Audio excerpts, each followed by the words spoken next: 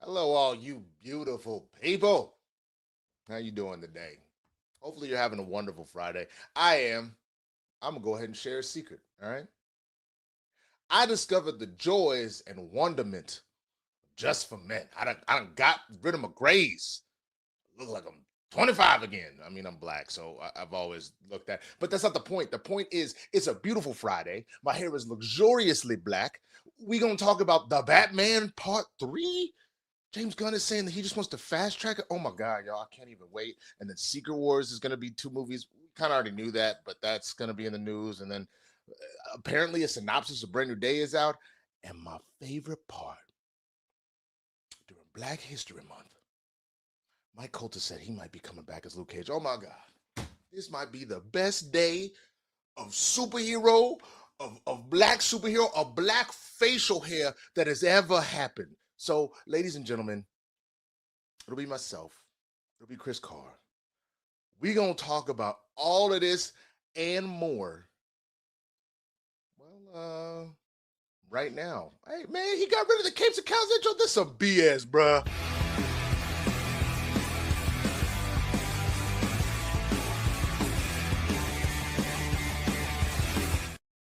See, that's why if you stay ready, you ain't got to get ready. I'm not starting the show without playing our glorious music. So welcome to another episode of Capes and Cows. I am the Swaggy Bird who wins today, Marshall. Thank you for joining us today. Of course, I have the ever so lovely other half, third, technically half today of Capes and Cows, or Poodles and Cows, depending on what day you decide to hit us up. None other than Miss Chris Carr. Chris, what's up, girl? Oh my gosh, I'm so excited you discovered Just for Men. It reminded me I need to cover my wisdom. Gotta It's not go it's take not care that of I it. just discovered it. It was that I had an audition where I needed to be younger, and I was like, these grades are getting out of control. They're actually becoming a thing. So I was like, let me just go ahead real quick and do that. And other than the fact that I got really scared for a minute because I did both like the only grades I really get, I get a couple here, and then I'm starting to get like the Reed Richards like along the side here. So I Yeah. was like, all right, let me do this. And then it was like, okay, and then you wash it out and whatever. And I all of a sudden they're like, keep washing until the water is clear. And then all of a sudden I tried to open my eyes, which thank God for my contacts because it actually kept it out. And I was like, hi, birds. Like so. It's the worst feeling. Yeah. Yeah, I'm it was. roguing. I'm getting it all in my bangs. Oh, are you? Yeah, That's which pretty cool though. on one hand I'm like, do I just do it? But also, my agent constantly is like, you're a child. So, Yeah. Uh-oh. It's my that's hilarious. That's genuinely hilarious. So wait a minute. Can y'all not is my mic not going well? Someone is saying that it sounds like I'm using a different a webcam mic. no, I think it Um sounds like you on there. okay. All right. Yeah. I don't know. I'm just making sure everything sounds okay. But yeah, man, no, it was one of those things where we just I just had to do it. Was to darken this up a little bit, and now it's like nothing ever happened. I was starting to notice, I think, is the whole thing is I was starting to be like, bro, you really just you old now, huh? That's just how he is from now on. So I really feel bad because I used to make fun of my dad about it when we were young, like when I was like a kid. I'd be like, oh, daddy has to dye his hair like a girl. Like that was the stupid shit I used to say to him. So I feel like I deserve this a little bit. Just a little bit. But it's wonderful to see you, Chris. It's so good to see you, bud. Yeah. Well, do you want to talk like some comic book stuff or some news? Would that be something I could interest you in? Oh man, how messed up would it be if I was like, no, not today. No, I'm not. None of that. No, You know what I would like to not do is that thing right there. So, all right. Well, let me go let's ahead do and it. pull. Let me go ahead and pull this story, huh? Whoops. Oh, share this window. Okay. No, not that window. Uh-oh. Ah, Inception. It's too much. Remove. Get rid of. I'm sorry, y'all. I was too busy coloring my hair.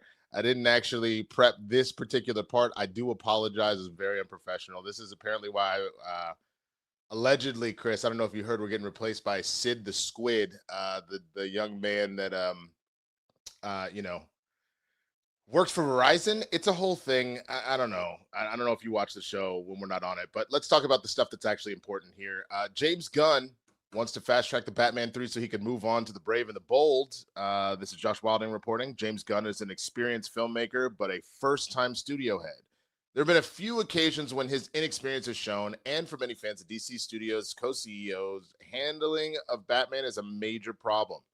Over 3 years since the DCU slate announcement, at least half of which hasn't come to fruition, there's still no indication that Gunn is anywhere close to casting the Caped Crusader. Christina Hodson is said to be working on the Brave and the Bold script, and the Flash director, Andy Muschietti, remains loosely attached. When Clayface arrives in theaters this Halloween, chances are a Batman cameo is off the table because the DCU still won't have its Bruce Wayne. All the while, Matt Reeves is forging ahead with the Batman Part 2, his Elseworld sequel to the 2022 hit. Despite fan demand, it's been made clear on several occasions that Robert Pattinson's Batman will not be joining the DCU. According to insider Daniel Rickman via The Direct, The Brave and the Bold is not coming for years. Instead, Gunn is pushing to get the Batman 3 out faster. He wants that trilogy over. He wants to move on. He doesn't want two Batmans. While it would admittedly be odd to have Pattinson's Batman in theaters at the same time as the Brave and the Bold version, provided they're different enough. What? Ugh, ads. Gross. Muting this tab. Ridiculous.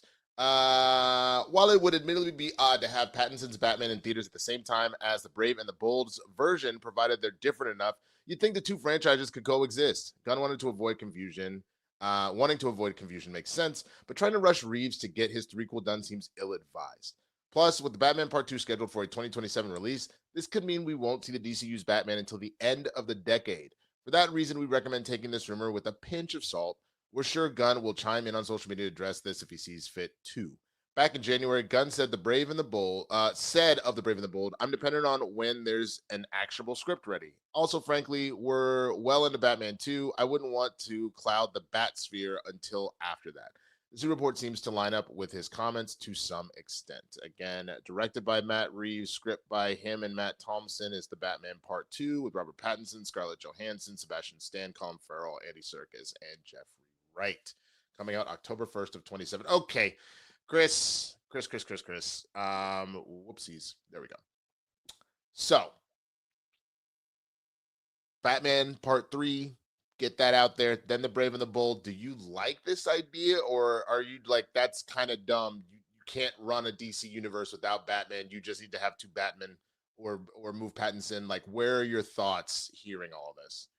I partially like this. Okay. Basically, Okay. I do understand, because we keep talking about this, right? Your common average moviegoer who's not super into comics, having two Batman could be confusing for them, right? The example I always give is my parents. So if my mom was doing wait, no, I thought the kid from Twilight is Batman. Who's Batman? That's something that you can run into, you know? Yeah. But we also have talked ad nauseum about how you have to have your Trinity in DC. You got to have Supes, you got to have Wonder Woman, you got to have Bats, especially because the dynamic between Clark and Bruce is so important to just the foundation of the Justice League as a whole. Them just often being diametrically opposed with one another, lifting each other up, but also calling each other out on the way they conduct themselves, their view of humanity, of villainy, etc., etc. That is so important. And you have to have that in there. So waiting to do an actual Batman feature does concern me. However, I have said for a while now, I feel Brave and the Bold is an odd first Bat movie. Yes. Sure, we all know who Bruce Wayne is. We know who Batman is. We've seen those pearls scattered across an alley so many times. They've covered every inch of the alley at this point. Like, those pearls have touched every single inch of Crime Alley at this point, Chris. Yeah. Which I still stand by. Like, why would you go to Crime Alley? Like, why? Why if would it's you be named there? Crime Alley, why are you there? You know? Unless you are Batman or a cop, why are you there? Get out of Crime Alley. Crime Alley. Get out of or there. a criminal. Yeah. Don't go there as your shortcut from the opera. No. That's how you know the Waynes were actually just out of touch billionaires like every other billionaire we know. Creme Alley. Ooh, that's nice. It sounds so exotic. Oh, my God. Is it French? Do they have beef patties? I love. They do. It's so weird to do your first Bats movie with his kid. I think that's an odd choice. And I understand it is something that we haven't seen on the big screen, but to me, Batman having his found family, having his wards, that's where you start, as opposed to his biological child, who he has a heck of a time trying to deal with. How do I parent? I have no foundation for this. I was raised by a butler who I don't always treat well. I've had all these kind of like failed experiences with raising orphans. And now I've got a son who's been trained by an assassin league that I'm constantly at odds with. That feels a couple movies into me. Yeah. So I think this is nice in that it buys us time to maybe pivot, Yeah. but I still think we should have this universe's Batman who interacts with, Superman and everything Yeah. here sooner than that. No, I agree. I mean, it's funny, real quick. I just want to say our producer Luke, he was in the back and he was like, "Bro, you know they named it Crime Alley after the murder of the Waynes." And I was like, "No, they Oh, knew. dip. They knew. They knew. That's wild. They knew. God damn it." But no, I think that's the thing. You cannot run DC anything. People like to say that like Superman is the high point. He's not. It's the exact opposite. It's that Batman runs this, like, period. This is the house that Batman built. I understand that Superman may have been the founder, with Action Comics and all that kind of stuff, and that's where we started. But if we're keeping it a buck, the world centers around Batman, and then Superman and Wonder Woman in a very close orbit around him beyond that. So to not figure that out doesn't make any sense whatsoever. And I think it's worth the risk personally. Like, we've gone back and forth about the two Batman and all that kind of stuff. I think you got to run the risk of just people will get over it. Like, especially in a world where we have, I know there's plenty of casuals and casual fans that may be a little bit confused, but the multiverse has been like enough of a thing that and if you literally are treating it as Elseworlds, I would assume that they have set up an Elseworlds like logo label. I know that's a like card at the beginning. I know that sounds really weird to be like, you think that's what they're going to pay attention to, but like just really define that it's separate. Like, I think where Yeah. Sony tried to capitalize and that shit didn't work with like all their Spider-Man like villain whatever spinoff crap is they tried to be like, yeah, Marvel baby, and they would let people say it was the MCU. It was not. Like, just be honest about what it is and then move forward. But the most important part I think you hit on that was always weird about doing The Brave and the Bold is, I agree, Bruce is defined by the idea of, I reject family.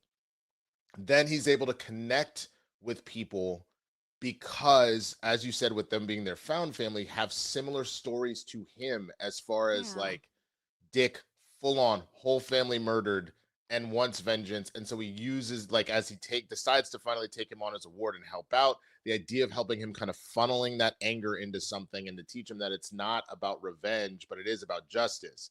And then you get Jason, and Jason's even more of a wild card, and you lose Jason, which puts a whole different mindset in you. So then Tim comes along, and Tim is just this really smart kid and all this stuff, and he figured all this out on his own, but you're still apprehensive because of what happened with Jason, and because the way Nightwing left wasn't necessary. Like, he was like, I'm tired of being your shadow. So you're kind of trying to deal with that. I didn't even bring Barbara into it yet. Like, I didn't even get to Yeah. that part, you know what I mean? And then, of course, her ultimately being paralyzed by Joker and that whole situation. So by the time you get to Damian, there is something to be said about the fact that this is essentially like a parent that's had 4 kids already. So Hmm. this is the baby. This is number 5. So you kind of know how to parent, but you're also not dealing with their BS. But then it's a whole different type of scenario because the one psychological thing that you flipped, all of those were your wards, your foster kids, whatever. Now all of a sudden, this woman that you've been on and off with for years and years and years goes, here's your baby. And he's like, oh, Eddie, a deadly ninja, damn. So it never made sense to me to start with The Brave and the Bold, but it damn sure does not make sense to wait until we're in a whole, like, in the middle of another decade to kick this off. So I hope this is nothing more than a rumor just to dust up news, because I don't think it works. Yeah. Cool. Well, with that, what do y'all think, man? Do you think that this is a plan that could ultimately work out, of just letting the Batman play out? Now, mind you, Chris, let me bring you back in real quick. Mhm. We're both on the same page that the Batman was fantastic, and we can't wait for the Batman Part 2, right? Oh, hell yeah. It's great. And we're also of the same mindset that we want if there's a trilogy to be had, that they should do a trilogy, right? Yeah. It just doesn't make sense to put off what is supposed to be quote unquote your bigger project, in that it is a universe versus a set of 3 films, correct? Yeah, absolutely. And to be clear, I'm cool with having multiple Batman at once. It's just, and I believe Kristian brought this up.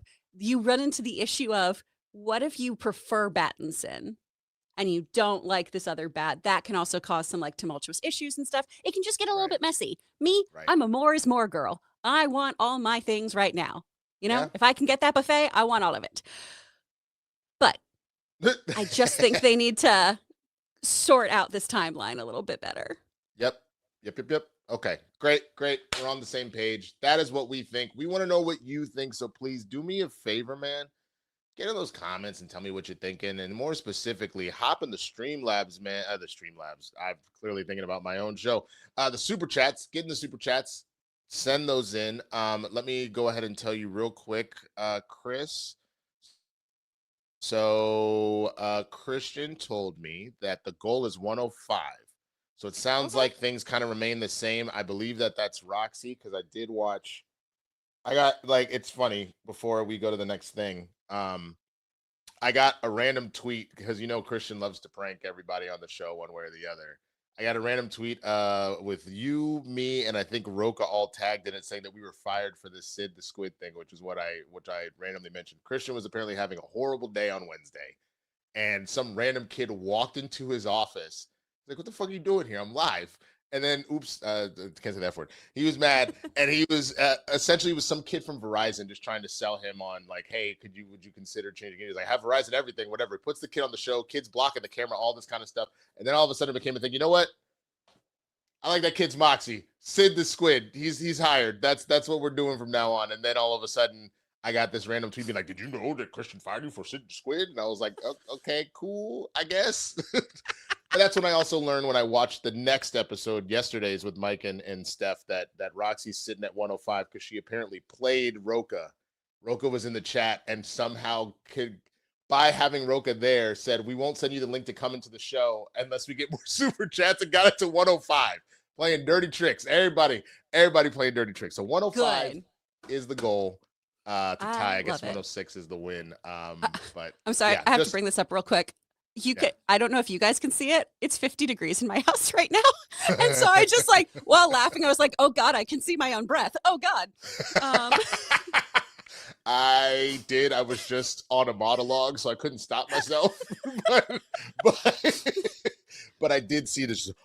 I was like, "Oh shit, okay, she's trying to do like the Mr. Freeze kind of like effect while we're talking Batman." I'm trying to preserve my body a la Nora.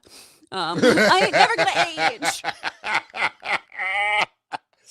Oh my goodness. I'm just cheap and I won't turn on my heat.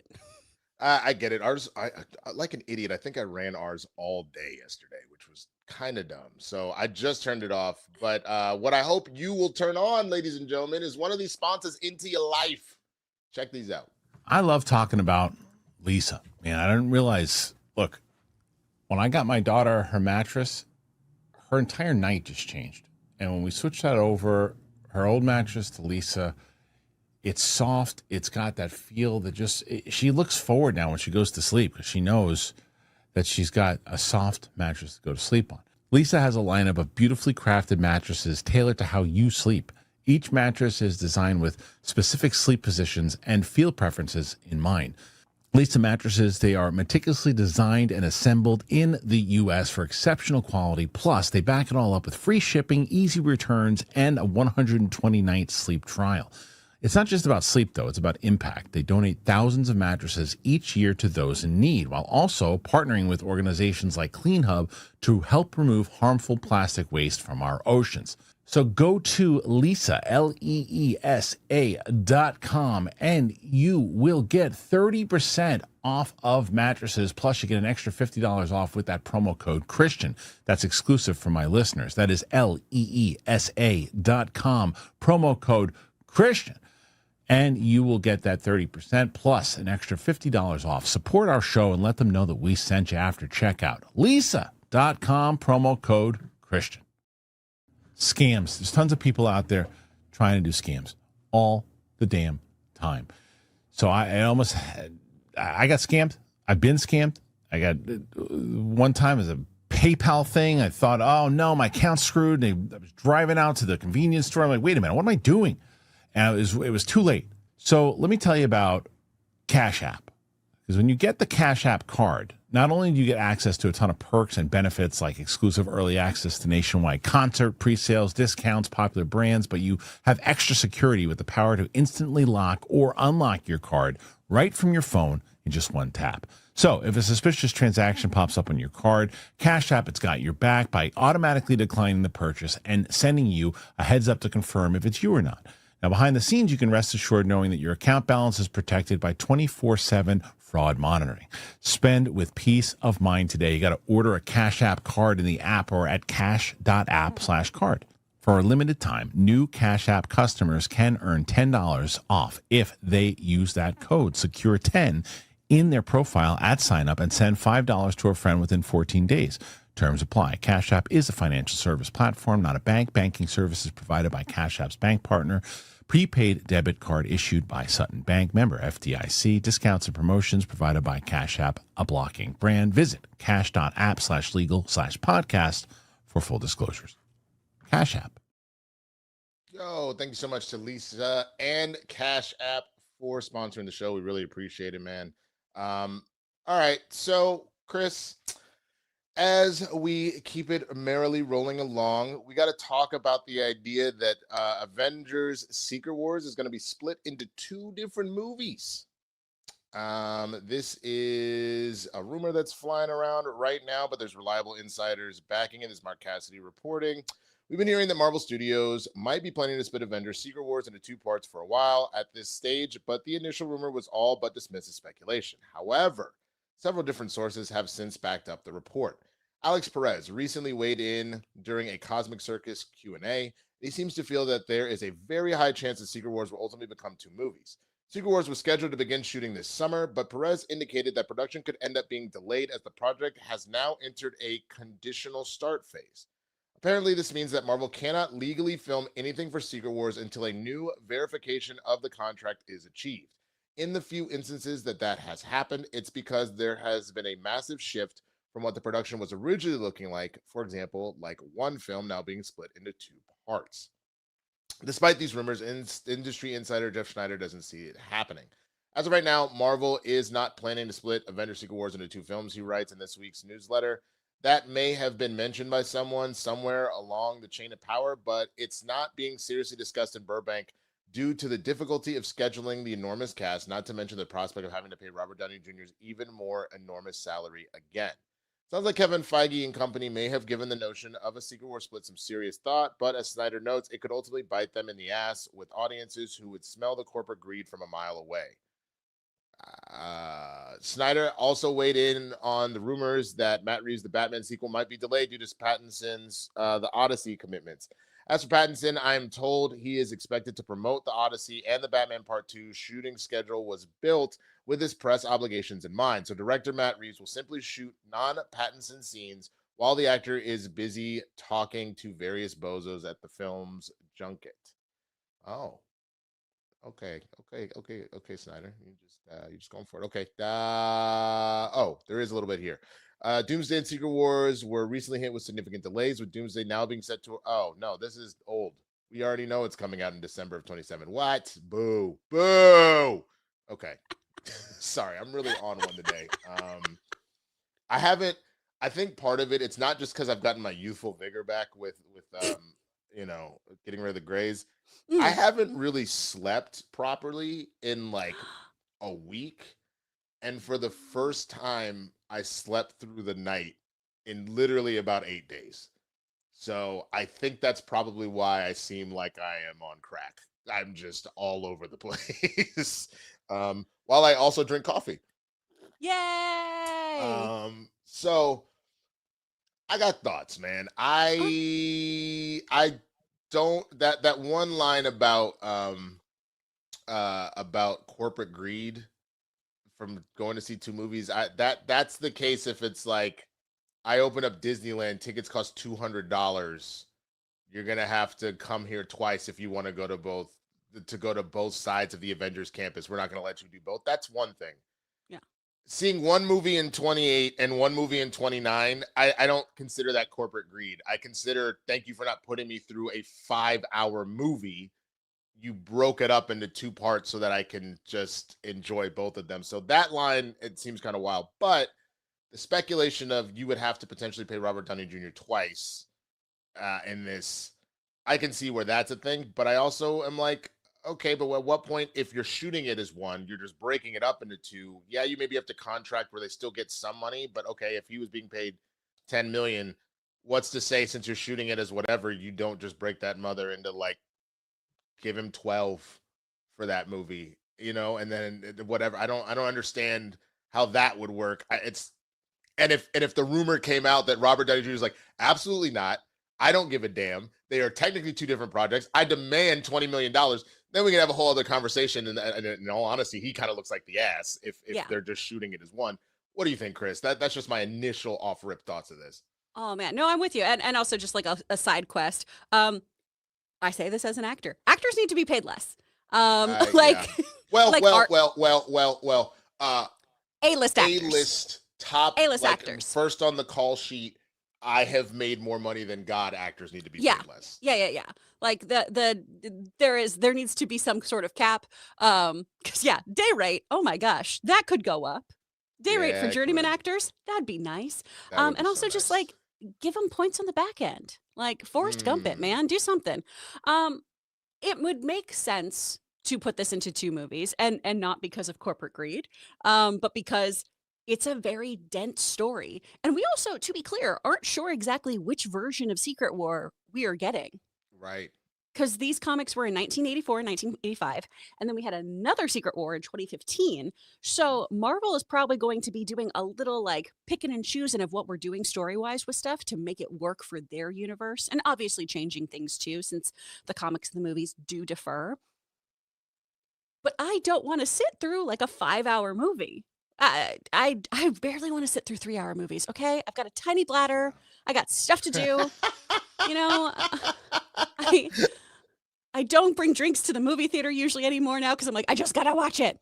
But like, I think splitting up the movie is the thing that makes the most sense. So you can actually give us something that we've complained about lacking, where it's just spectacle, set pieces, etc., as opposed to character-driven stories. And with these big ensemble pieces, you need to give them time so they can actually be people, not just superpowered people. When we look at Infinity War and Endgame, they did such a beautiful job striking that balance of giving these characters their moment.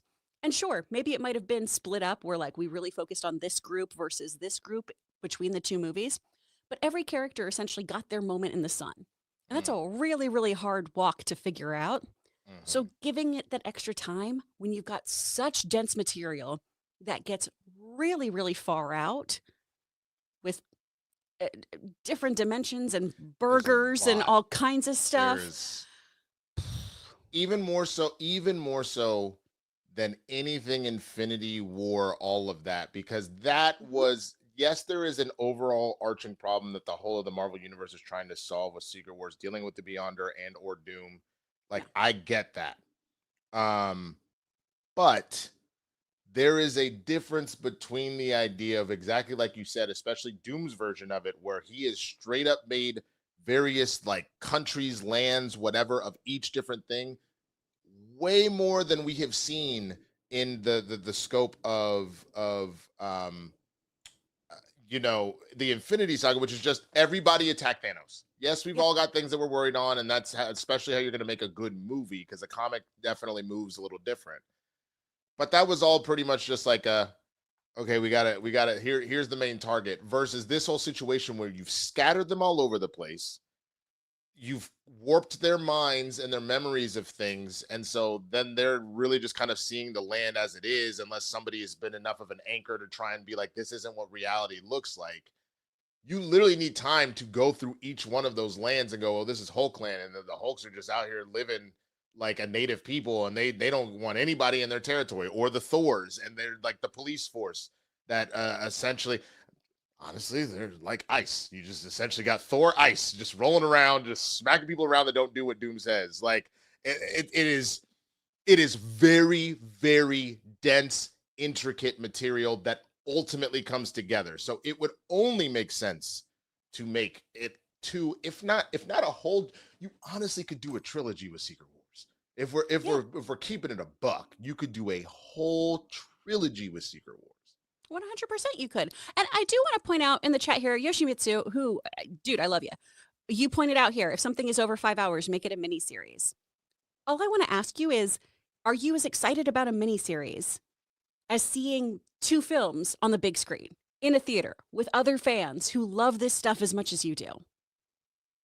And also, is it feasible for them to recoup the cost of something like this with RDJ, with all these A-list actors, with all this, crazy special effects going on?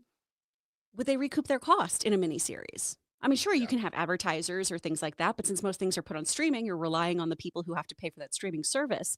So, 2 points there of just, would you be as excited? Do you want your big events to happen on TV? Or do you want them to happen in a theater? And for me, I want it in a theater. I love that. Do I like being at home and being in my gym jams, eating my snacks with my puppies? Of course I do. But I also want to have somebody scream behind me when they say something similar to "on your left," so we all can lose our minds collectively together. That's true. That's 100% true. And I also just don't think there is a bad premise of just putting out multiple. I mean, we used to do trilogies and stuff all the time. Like, I think that that's Yeah. fine. And I think, especially in a world where we were already talking last week about how the buildup didn't necessarily feel like it was there. If you gave me legitimately a 3-part or a 4-part series, Doomsday, Secret Wars 2, and then whatever you wanted, like a new era, whatever you're calling these 3 or 4 movies, I would be locked in for that. Like, we are excited about 3 Batman movies. We are excited about the 3 everything, 4 everything. Like, that's totally fine. Yeah. I would much rather have a reasonable amount of time to explore all of this than to try and do anything other, where I'm cramming what is 2 movies worth of stuff. Let's just stick with that Yeah. into And one film. And the hope here, honestly, is that maybe Doomsday is the movie that gets us so excited again. And then Secret Wars Part 1 gets us just so geeked out. And then when we come to that second part, that conclusion, we are all just foaming at the mouth to get this next movie? Yep. So Yep. this allows us to have that momentum since we have, at least in our opinion, lacked that kind of buildup, that crescendo to this nice event. Hopefully, these are going to get us all super excited, going, hell yeah, Marvel, let's do this. Yeah, 1,000%, man. But with that, we got to know what you think, man. Are you on board for the idea of splitting up Secret Wars into 2 movies, into multiple movies? Where would your mindset be at? If they're good, do they have to be the greatest thing that ever happened? I mean, we already know that the rumored budget for Doomsday is $1 billion with a B, so that would be a lot. But let us know what you think, man, and let us know where your minds are at. Again, please keep sending in those super chats. We are trying to get to 105 today. I gotta clarify, Christian, if that is 105 is what we're trying to hit, or 105 is what we're trying to tie. But either way, let me know. Let's keep it pushing on to some Spider-Man news.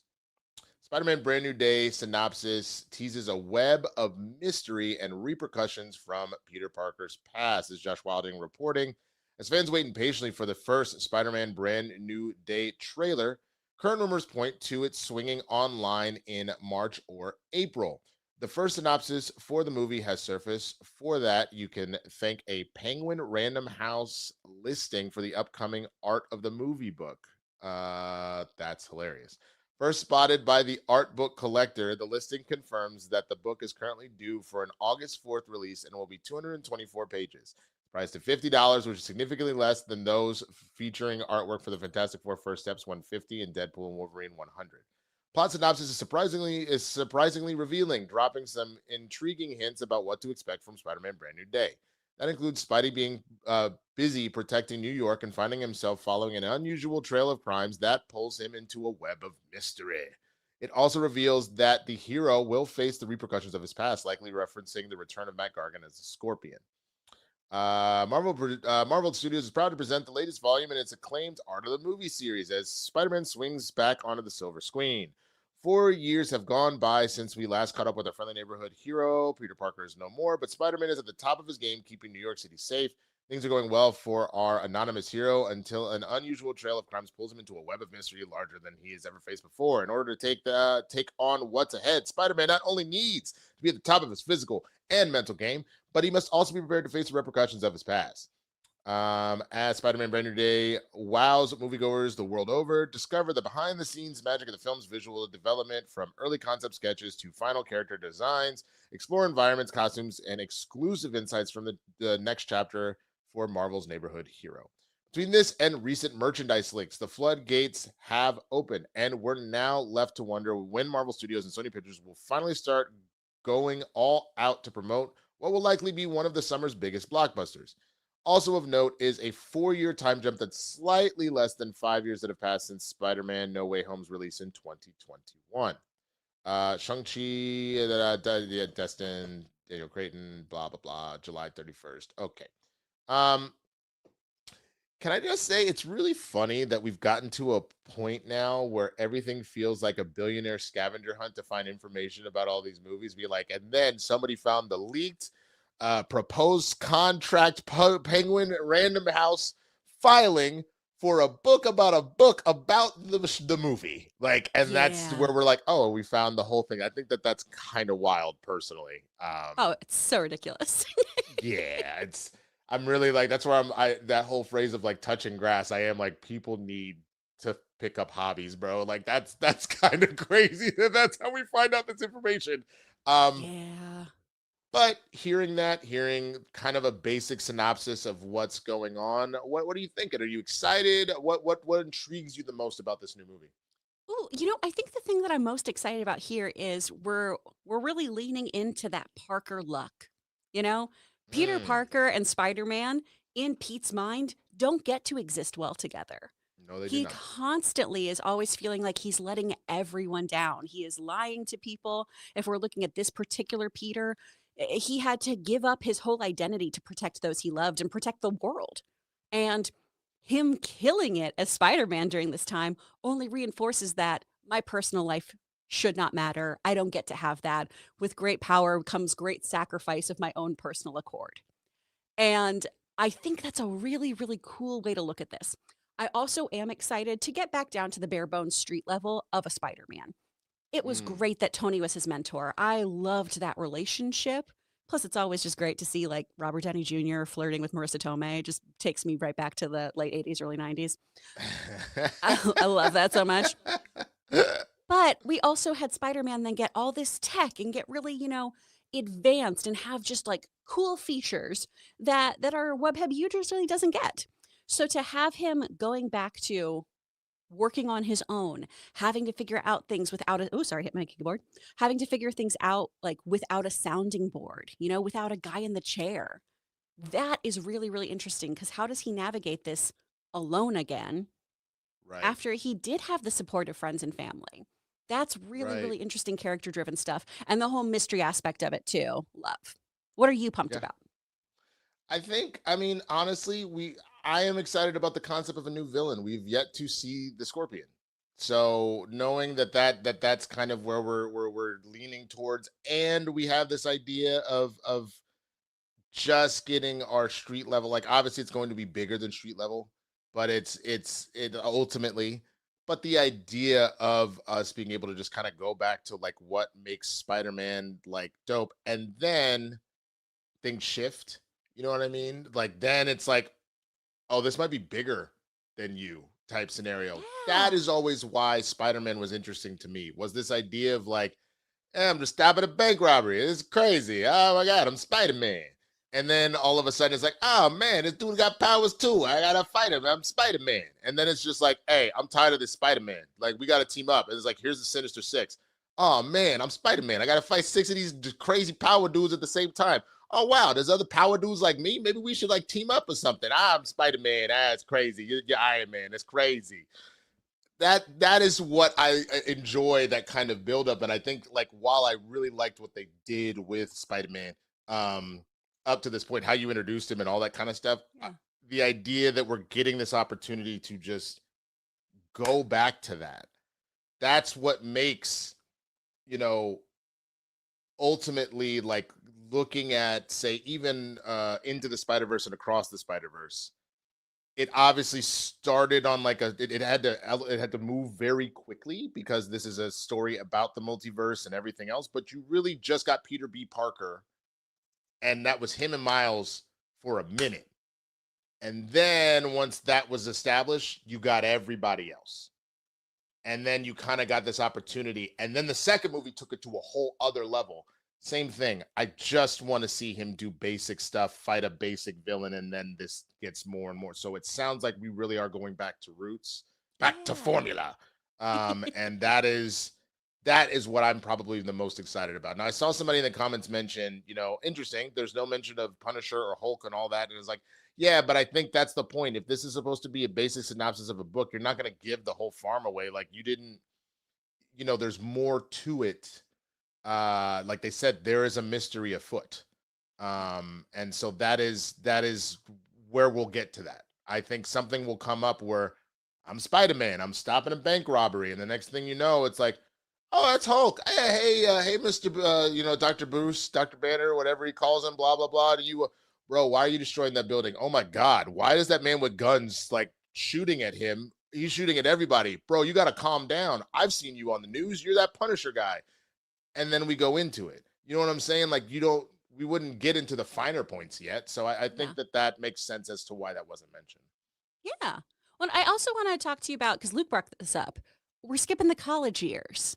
How do you feel about that? How do you feel about us not getting that Empire State time? I don't love it, but you kind of backed yourself into this corner, because by deciding to erase his memory and or everybody's memory of him and everything else, like you kind of were stuck in this kind of scenario where you almost sort of have to a little bit. And maybe what the end of this movie is him being like, okay, I tried to just be Spider-Man, and I am missing a major part of my life here, and I'm not cool with that. So then maybe he ends up going to school by the end of this movie. He realizes it's important. You know what I mean? Yeah. I think that the avenue they have currently set up doesn't make, well, I guess we jumped forth 4 years, so maybe not. I didn't even think about that. I just thought you meant the idea that he's just not doing that, but I did not think about that. We're jumping 4 years. Well, and there are too many real world complications, I think, that you'd have to suss out that aren't maybe the most interesting thing for a Spider-Man film. Of, okay, when we erased Peter Parker, does he have a social security number anymore? Like, does he have a transcript? Probably not. If no one knows who he is, there's a whole bunch of real things that then become very muddled. So, like, does he have to get back in with the Avengers so he can fake his identity? Is Pete going to do that on his own? There's some other stuff here that gets just a little too, ooh, if I think about this too long, I'm going to find too many holes. Damn. Yeah. No, you have a very solid point. I didn't even really think about that off rip. But cuz remind me, did they erased the idea of Peter Parker, or it was the idea of who Spider-Man was? It was Peter Parker, Peter Parker. because then when he, at the end, when he went to go talk to MJ and Ned, they were like, "Who are you?"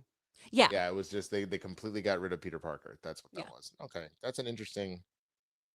Damn, I have so many thoughts that I feel like I can't speak on right now, because my mind has gone fully down a rabbit hole that I feel like if they wanted to make a anyway, it's not important. The important part is, what are you excited about most with Spider-Man? Storyline here. Does this sound intriguing to you? Are you ready for it? Do you feel like it's not enough? Let me know what you were thinking. Let us know. Keep sending in those super chats. We are at 31. Again, the goal is 105 to tie, 106 to win. Really, really appreciate that. But now we got to talk about the story I'm probably the most excited about on this days right here. So everybody was saying it was blank, and I thought it was, which is weird because I can see it on my little breakdown over here, but you guys can't see it. That's weird. Still nothing. Okay. Then here's what we'll do. Since it's not coming up, I'm just gonna bring in Chris's lovely face and I will read it, but I guess it's not showing anything at all. But Luke Cage star Mike Coulter confirms talks with Marvel to return for MCU debut. This is Mark Cassidy reporting. Both Mike Coulter, Luke Cage, and Finn Jones, Danny Rand / Iron Fist, confirmed that they were in the Big Apple via their respective social media accounts when the second season of Daredevil Born Again was filming last year, leading to speculation that the Heroes for Hire might be set to make their MCU debuts. Coulter would later share a more direct hint that he may be set to reprise his Netflix role by posting an image of his character to his Instagram stories, and the actor has now left little doubt that he will be back at some point. Look, I mean, here's the thing. I have been talking to Marvel, and Jessica Jones is back, and there's a lot of story left to tell, and I just think that it'd be a shame for me not to pop back up, Coulter tells the Direct.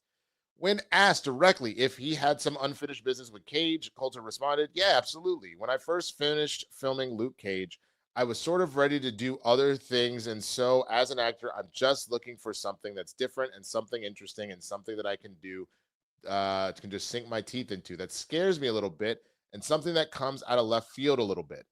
Kristen Ritter will indeed be back as Jessica Jones, so it only makes sense that the man without fear, Charlie Cox, would enlist more of his fellow defenders for backup.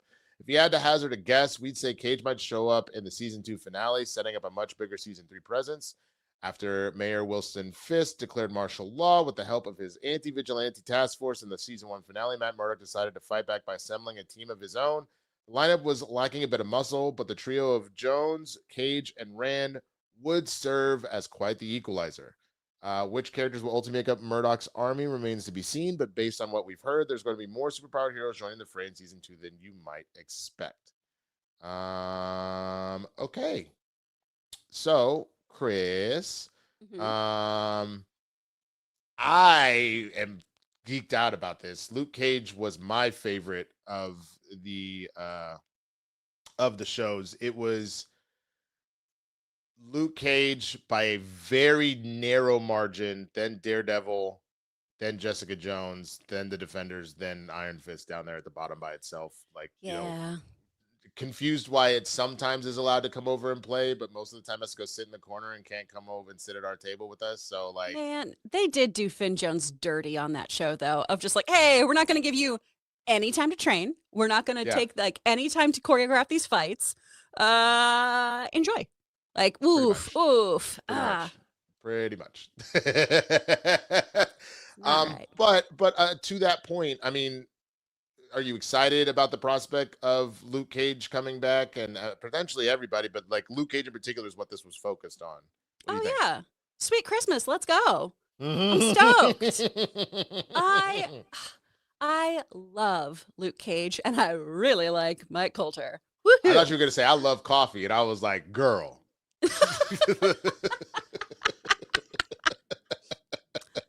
Well, yeah. Uh,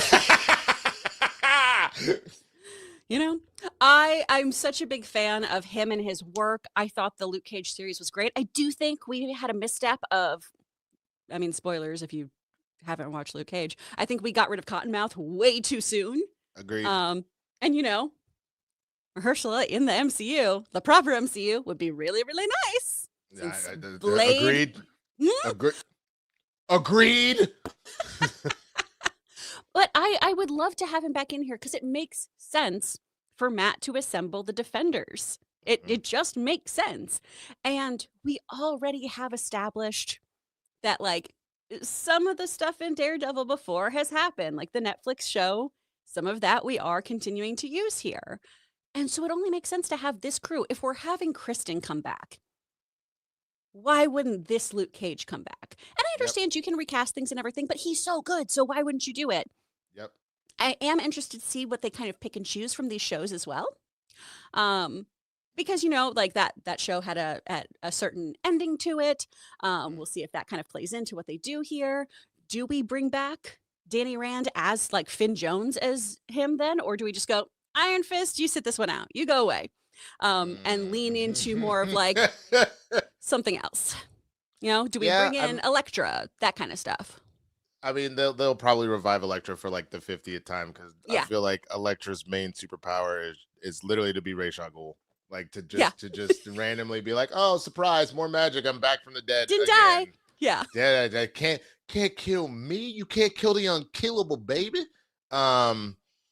Yeah, dude, I think Mike Coulter just so perfectly encapsulated the character. I thought that he did such a good job. The minute they mentioned Kristen was coming back, I was like, great. So Mike's coming back? Like that was, I immediately jumped there. And not because she doesn't do a good job. She's fantastic as Jessica Jones.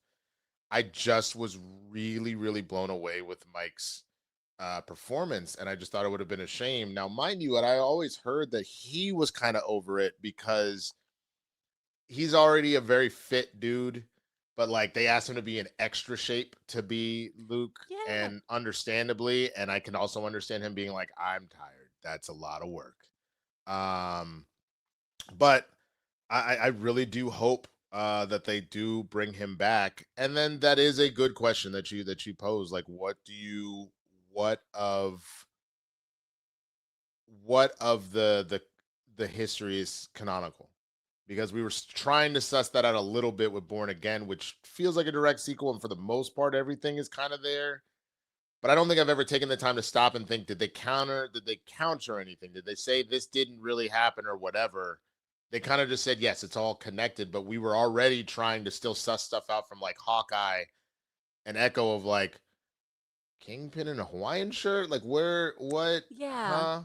So I am very curious what does get fully brought over, or if we just kind of pretend like it is, but we don't ever address it. Like, you know what I'm saying? Yeah. Like, because I agree, Cottonmouth got killed too quickly. Yeah. So- Have you heard the term cafeteria Catholic?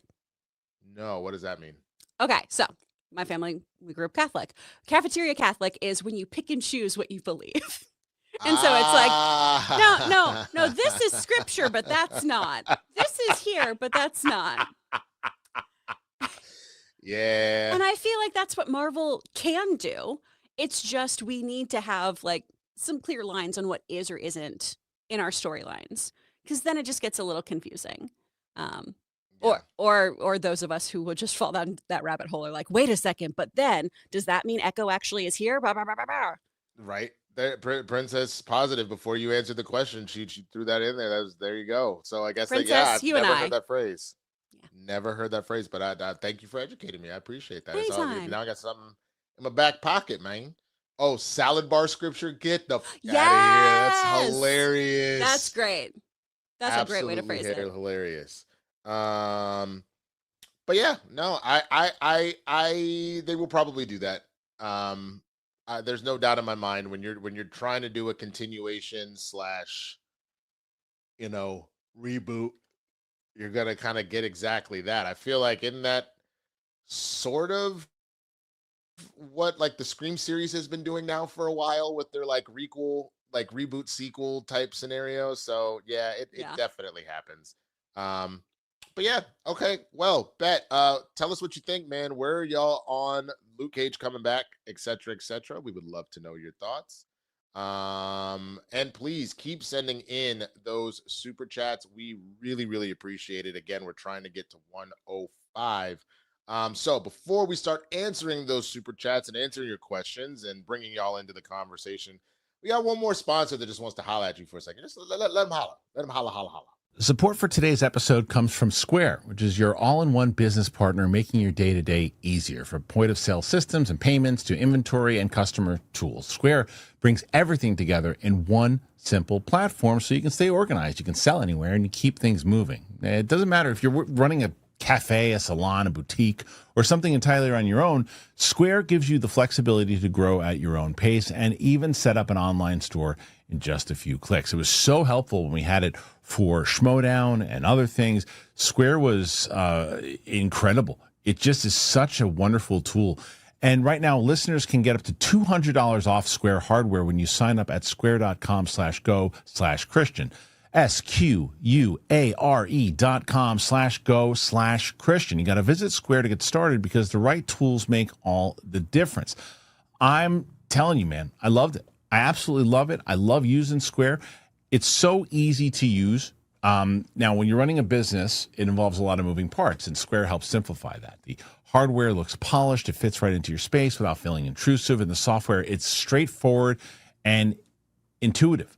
You don't need special training. You can just set it up and you start taking payments quickly. I love how flexible it is. I've seen it work seamlessly for all kinds of businesses. We used to do the Schmodown for when we did the live events, the merch. We had Square. Simple. You can sell in person. You can sell online from one location or several. It's built to move with you and adapt as your business grows. So again, it keeps you up so you don't have to slow down. You get everything you need to run and grow your business. No long-term commitments. And why are you going to wait? Because if you don't wait and you do it right now, you get up to $200 off Square hardware at square.com/go/Kristian. Once again, SQUARD.com/go/Kristian. Run your business smarter with Square. Get started today. You guys know Square, and if you haven't already done this, you should be doing it now. Use the discount, man. Thank you so much to Square for that lovely sponsorship. We really appreciate it. Again, we are trying to get to 105. We're going to answer all of your questions. We are currently sitting at, I believe that says 39, but it may be 38 because yes, it is 38 because of this. I flagged this a while ago. I don't know why Winston is on an F word count when Roka might be cussing and saying left and right. Ha ha ha. So the reasoning that I bring, the reason that I was told off rip is that this show in particular, not the Kristian Harloff Show, but Capes and Cows, long time ago, it was a number of fans had written into Kristian, be like, "Oh man, we'd be listening to this on the way to school, or like the kids are eating breakfast or whatever," and all of a sudden Winston talk about, and so they were like, "You can't, whatever," and I was like, it's the same time frame, but yeah, I guess I get it. If they're like, it's Friday, we're talking superheroes, whatever. So that's typically why we can't. I might have to renegotiate and be like, all right, I need at least one F word a show, bro. This is bullshit. You see me fighting for my life. I swear so much, and I really should work on it. But like, even if you take my classes, you guys, I'm a monster. Like, don't please plug how much of a monster you are. Oh my gosh, go to speakfriendstudio.com and you can come take classes with me. And I will drop F-bombs left and right because I feel like that's disarming. All right. It puts you in a place where you go, hey, I can make mistakes. I can say things that I want as long as I'm respectful to everybody in this room. And that's what we're doing in acting. We're taking the magic school bus approach, baby. We're going to take chances. We're going to get messy. So say F. F. Yeah. Thank you so much. And then myself, we'll do this at the end as well, but at the Swaggy Blurred's in the Hood, Spill the Tequila, all that good stuff, man. All right, Chris, again, we got 38. We're trying to get to 105. Y'all keep sending them in. Just to remind you of some of the stories that we talked about today. We talked about Gunn wanting the Batman Part 3 to hurry up so that he can do the Brave and the Bold, and that's not getting the Brave and the Bold until that's done. Secret Wars being split into 2 movies, the Spider-Man Brand New Day synopsis about a web of mystery, and Mike Coulter returning as Luke Cage. All of that was on the board, but you can send in whatever you want. You want to talk about why aren't we interviewing Penny Barber when this show is officially called Cooters and Cows is crazy. That's fine by me. You want to talk about Just for Men. How many of y'all had to dye your hair? You know, it's funny. I always wanted to dye my hair. Like either do like color, like do like the kind of blonde, like because I used to have a dread fro, so I kind of wanted to put like the tips of it as like kind of blonde. But my agent was like, "Okay, so you're gonna play Patrick Mahomes in every movie?" And she literally, it was my old manager, and I love her, but she also was very blunt and kind of an ass at times because of that. That's why I loved her. She'd be like, what, are you gonna play Patrick Mahomes the rest of your life? Do you also understand you're too fat to play Patrick Mahomes for the rest of your life? I was like, he got a dad bod. And she was like, yeah, but you got like a drunk uncle bod. I was like, bitch. Like we genuinely had that relationship where like I knew her before she repped me. So she just didn't really hold back on stuff. And I was like, oh, bet. Okay, awesome. That makes sense. All my poor people, I would just be like, hey, I'm blonde now. I'm a redhead now, and they'd be like, Chris. Okay. Oh, Jesus. All right, man. Well, let's get into it. We start off with Hotel Nerd, who comes in. Thank you so much. It says, R.I.P. to Eric Dane, who passed overnight way too soon. Yeah, man. I Yeah. didn't he have like ALS or He had something like ALS. that? Yeah. He was diagnosed, I think, less than a year ago, like 10 months ago. That's what's insane is how fat, dude. Yeah. That disease is so horrible. Mhm. So absolutely. What do you best know him from? Because my fiance came in and she was like, "Oh my god, like I know you don't watch Grays, but like Mick Steamy died," and I was like, "Oh, who?" And then someone was like, he was the dude that Jacob Elordi was with in Euphoria." I said, "Oh shit, okay, I know what you're talking about." But that's dude, 53. That's It's really so young. wild, man. That is absolutely insane. So yeah, definitely rest in peace Mhm. there. Trey Warthog has a two-parter. It says papaya is a healthy fruit, but anything in excess is poison. I ate a whole papaya because I didn't have a way to store the rest, and it's wreaking havoc on my digestive tract. Been pooping straight liquid streams and having trouble digesting anything else, feeling weak as F. Learn from me. Oh my God. I did not. Trey will remember you. I will remember you. Boo-ba-doo, boo-boo. Will you remember to never eat a whole papaya? What were you thinking? Mojo Riot is a new member. Thank you so much for joining, Mojo Yay. Riot. And then we get all this lovely support from Pierre Jody. I hope I said that Yay. right. Pierre came in with the support. Love that. Yeah. And then, hey, Mr. CJ, Chris and Echo Voice, Cosmic Moon Power. Translation, Happy Friday, Capes and Cows. Uh-oh, what was that face? That's Sailor Moon. Where can you guys Yeah. see? I mean, they're all so blurry, but I have my little shrine back here. I Mm. freaking love her. I love her so much. Gosh. She's Mm. on my mug. Oh, dude, I mean, Serena's the best, but I Cosmic Moon, I thought it was Moon Prism Power. She has several different ones because then so She keeps basically, like so many upgrading. characters, yeah, they like evolve. Where it's like, oh no, the silver imperial crystal no longer Mm. works. I have to get a new brooch. Bah! Fair. Yeah. Ooh, we're gonna take a quick stop. We'll come right back. So we know the Cosmic Moon Powers. We just got a message from Luke. There's one more big story Ooh. that we should talk about really quick. Okay. So give me a second, folks, while I pulled that up. Let's see if we can get the thing to work this time. Let's see. Boom, boom. Oh, I go here, and then I go here, and then I go here, and then dismiss. Get out of here. Allow this. Share window. Okay, can you see it this time? Hey, there we go. New details on the Fantastic Four scrap Steve Rogers scene and what it means for Avengers Doomsday. So there's Josh Wilding. Before the Fantastic Four first steps released last summer, it was rumored that Chris Evans would have a cameo role in the movie. That obviously didn't happen, though we've since heard that the Russo brothers shot a scene meant to tee up Avengers Doomsday. For any number of reasons, the decision was made to swap it out for that big Doctor Doom tease in the Baxter building. As a result, our first look at Steve Rogers' MCU came in the teaser last December. Today, Insider My Time to Shine Hello has shared a few additional details about original plans for Steve's appearance in the Fantastic Four First Steps. As a reminder, it's previously been reported that he, Peggy Carter, and their child all now reside on Earth 828. The original post-credit scene for First Steps, which was removed, had the Fantastic Four visiting Steve at his cabin on their Earth and asking him to help with a multiversal problem / the incursions, they write. That scene now appears in Avengers Doomsday. There's still a lot of missing puzzle pieces, but the scooper would go on to claim that Evans will also appear in Avengers Secret War, suggesting his story won't end with this surprise return. Claims that Steve's actions in Avengers Endgame when he traveled back in time to get his happy ending with Peggy Carter have doomed the multiverse persist. Either way, the Russos will need to figure out a way to explain how he ended up in the present day as an old man, and we still don't know what became of him after he showed up with a new shield in hand. There's also a pretty compelling theory doing the round suggesting that we caught a glimpse of Steve in the Fantastic Four First Steps post-credit scene, that this was Steve and his son. Ooh, that's not a bad call. Ooh-wee.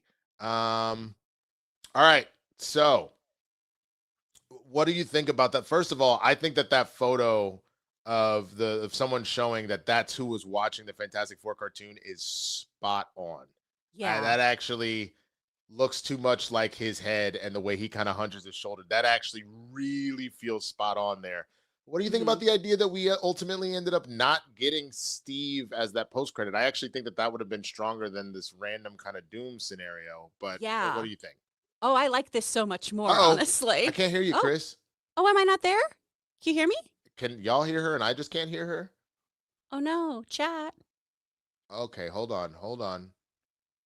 Say something. Hello? Okay, now I can hear you. It was me. Me. Oh, okay. No, I think this is so much more fun because it does give me a little bit of intrigue more than Doom grabbing a baby. That's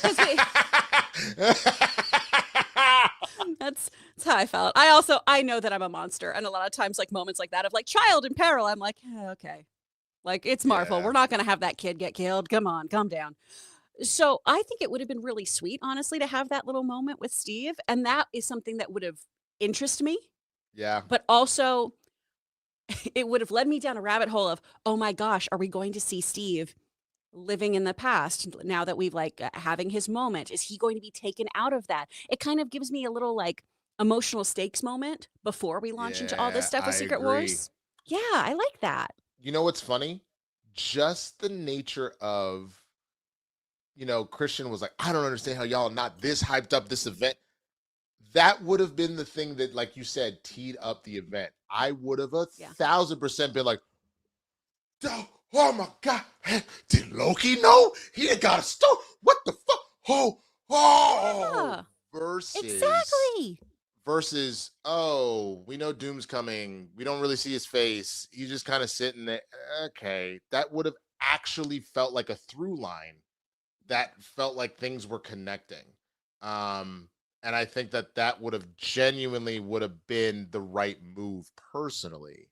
I think go ahead. I know Doom is in Doomsday. You know what I mean? I know that. And even just like Chairgate, right? Going through all the chairs and ending with Downey Jr., where I was like, yeah, you were the first one announced. I know you're in this. Yeah. Yeah. No, I agree with you, man. But no, I just think genuinely, the idea of teeing up the emotional response is how you do. You don't just try and force one out of somebody. You need to kind of, and I think that would have been it, is that if his happiness, because we had already talked about this, about how time travel like messes stuff up. So like technically, what if he went back and he's like, well, I can't mess up this timeline. So he's popped himself over to a slightly different one, and that's where he found his Peggy and did all of that. I think that would have, again, been a scenario that would have been very interesting. And I think you would have started the story, like all of that, I think would have just been a stronger start to all of this personally. And I'm sure it'll be in the movie, but like, you want to build the hype naturally. That's how you naturally build the hype. Instead of having to go full-blown marketing get-ups, you give me a storyline that I'm like, yes, please, I'm in, versus everything that we've kind of heard up to this point. It again, it's the idea of show don't tell. I feel like you've told me what's coming. You haven't shown me shit. Exactly. So, well said. Yeah. So, all right. With that, send that more questions about that. Send that in too. Appreciate that. That's all part of the story now. So we're at 44. Again, trying to get to 105. Things are indeed moving forward. And I also think, yes, this is another thing too. Shout out to Luke, our producer, says two things. He says, first of all, it would have done the same feeling people had when Superman showed up at the end of Black Adam, and it would have ultimately helped Fantastic Four and get more people into the theater. I agree. Yeah. I fully agree with that. Great That's point, definitely Luke. something that would have happened. Damn, Luke, you just be full of the smart shit, man. Yeah. Pierre coming back in with so much lovely support. Pierre, you're the man. Thank you so much. Gen X Kid 73. Hey y'all, Campy had a great versus between Daredevil season 3 Netflix versus Penguin season 1 HBO on his show. Even though both were pure fire, I give the edge to Penguin for me. What about you? Ooh. I didn't watch Daredevil season 3. I know. I've been on the show this long, and I still. I mean, it was. Let me think about this. So I saw the first two Jessica Jones, both Luke Cages, the first Iron Fist. I only got through the half of the season of the Punisher. I don't ever think I saw what was the main villain in season 3. It was Bullseye, right? For Daredevil, yeah. I did see it. I saw it recent. It was like a year or so ago. I just forgot.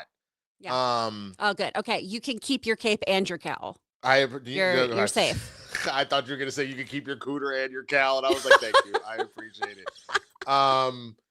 I forgot. I did watch it. I watched it because we talked about this on an episode of Capes and Cows that I hadn't seen it, and then we went through all of that. And which one do I take? Penguin or Daredevil season 3?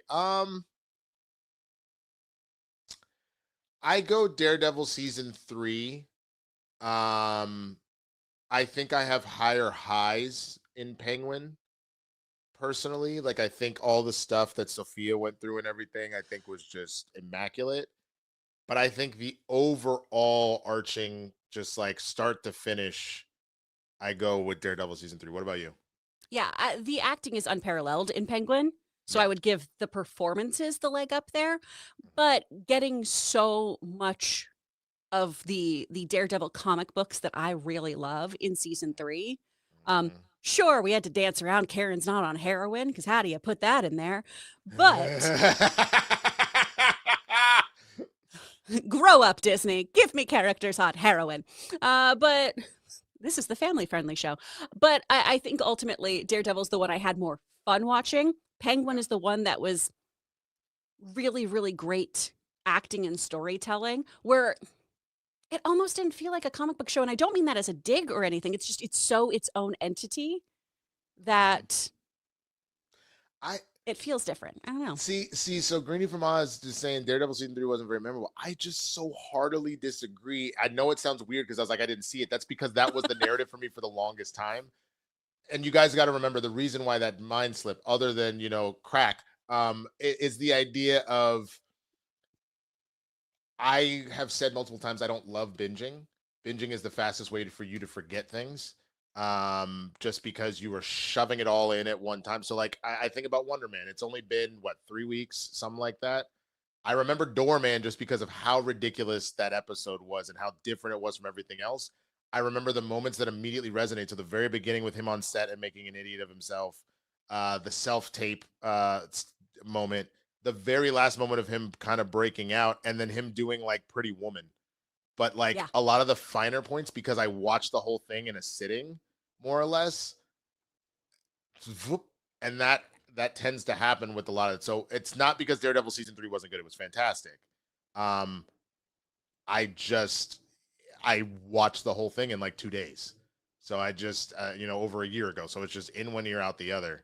Unfortunately, but I genuinely, as it's coming back to me, literally that whole Bullseye situation was insane, and it's what teed up making the opening of Born Again be like, what the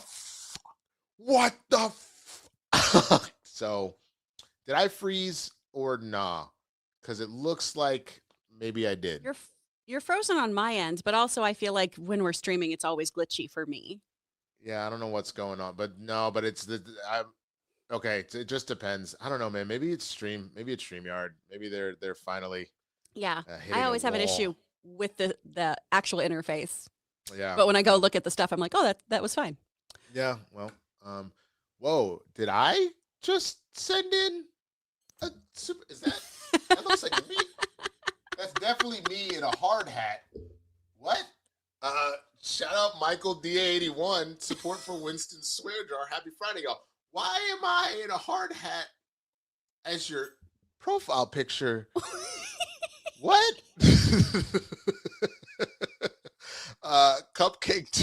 Cupcake29482. Thank you for the support. I don't care for James Gunn films, nor do I like his style of writing, but I want Matt Reeves to finish his trilogy so I can tap out from DC. Damn. Oh, That's wild. But hey, I wow. respect it, man. Yeah. If you like what you like and you don't like what you don't like. JC33. I think Gunn is waiting for his Joker before he figures out Batman. As soon as he casts Batman, fans are going to want to know which Joker we are getting. No. I know that sounds weird. I am kind of over the Joker right now. I don't need the Joker right now. I will eventually need the Joker. I'm not, and I'm like, your take is your take. Don't let me come at you, JC. But I think we just want Batman. We eventually want Joker because the thing about Batman Begins, I wasn't immediately like, where the Joker at? Like, if anything, most of that movie, I was like, oh, cool. We haven't seen the Scarecrow yet. That's awesome. Oh, and Ra's al Ghul, awesome. That's really dope. And then the ending was, and here's the Joker. We didn't even know who the Joker was yet, actor-wise. We were just teased that was going to be the next villain. I thought that was great. So I think that no, we can. I think people are more over the Joker, not as a whole concept, but as in like this is not all that makes up Batman. What do you think, Chris? I'm with you. I got pretty annoyed, honestly, at the end of the Batman of, oh Mm. no, let's not do this. I don't want Mm-hmm. this right now. Mm-hmm. Um, I would much rather get like a Professor Pig in here, Court of Owls, something else. For our Batman going into the DCU, in our Superman universe, I would love a, Heart of Ice story. I would love that Mr. Freeze just trying to save Nora so we can get into some of those kinds of gray areas too of not all villains decide to just like, hey, crime sounds fun, let's do it. There's also room for people who are just trying to save the people they love in the way they know. Yeah. Um, Yep. and Joker's amazing. I think that Batman and Joker are definitely a double act. I love the whole idea in Killing Joke of, there is no me without you. Yep. That's why we have to continue this cycle. But I would like to give him a little more time. Again, kind of like the Damien thing. Don't rush me. I know the Joker's going to get there. Give me something else. Give me something I haven't seen. I don't F with Star Trek like that, but there's more to Star Trek than Khan. You know what I'm saying? Like, I don't F with Absolutely. Superman like that. And Lex Luthor is even, in my opinion, more tied to Superman than Joker is to Batman Heck yeah. because I would argue that Superman's rogues gallery isn't all that interesting. Like, I Same. think that the only four that I care about are Lex, Brainiac, Darkseid, which is an overall DC villain, but Superman is obviously the one that typically comes to blows. Um, Lex, Brainiac, Darkseid, and then I guess Mr. Mixelplick just because he's ridiculous.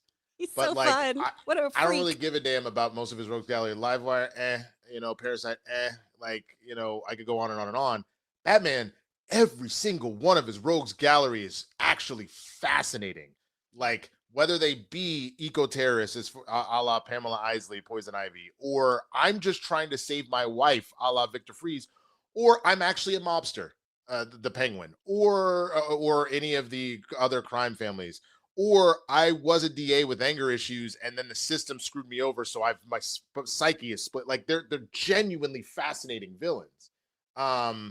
So I think you can get away without. You could literally have the Joker be your last movie. Do not do if you. I would say don't really involve him again. Maybe he one more time does his little Hannibal Lecter thing since you've already done that now, and then finally he breaks out at the end of the second movie and he's a problem in the third. That would be what I would do. I do not need. I know that that's the Batman and not the Brave and the Bold or the DC universe stuff, but I hope that that's what they do with this, and then I hope we don't see a Joker for a minute in the DC universe or whatever. So we will see. Corn Emperor, how do you two take your coffees? I'm 2 cups in. Yes. I drink a whole French press carafe because I'm a psychopath. Mm-hmm. And I either put half and half or almond milk in there. It depends on what's in my fridge. No sweetener or anything like that. Doggy style. All right. So I was like, I'm going to take this very literally. I look, we were talking about my boy Luke Cage. All right. I answered the question. Go pal. SAG has a rule requiring actors to be paid again if you split a movie in 2, but I'm sure it doesn't require paying an exorbitant. Yes, it does have that rule, and that is again, that's fine. But I think, like you said, if you're renegotiating the contract, how you can't go to him and be like, "Look, RDJ, we're essentially shooting the same thing, Brody. You're getting your back end points because that's really how he's getting a majority of this money is back end point type stuff." Um, you were going to get paid, 10 for this. We'll bump it up to 12, 14 and split in two. So 7 and 7, and you're still getting your back end point. Like, I don't see a world where that is a problem personally, but I don't know. What do you think? I mean, yeah, like I don't when you shoot things consecutively, there is, I think, a different kind of pay scale to be had here. And I know this was years and years ago, but like, look at how they shot Lord of the Rings, right? Yes. Of them getting these day rates on top of like, this is how your contracts are going to work out, et cetera, et cetera. And then we had those movies released over multiple years. You have just some wiggle room there. I just find it personally, I understand that I am not on this echelon, so it's very easy for me to be like, you shouldn't make this kind of money. Bah, bah, bah, bah. I think that you should just negotiate with the two films in mind, do back end points, that sort of thing, as opposed to, yeah, I'm getting 20 mil per film, even though I worked almost the same amount of days as I would for one movie or however it shakes out. It just, the math doesn't math, and your movie can't succeed then financially. No, I fully get it. It's funny because there was an interesting debate where somebody had brought up the idea of like they think it's ridiculous how much money like athletes get paid, for example. You can throw entertainers in there as a general whole. And how like, teachers and doctors, they need to be paid more and et cetera, et cetera. And I agree with that. But then they brought up a sentiment of the one thing though to keep in mind though is that like say a professor, while obviously very important in molding a number of minds,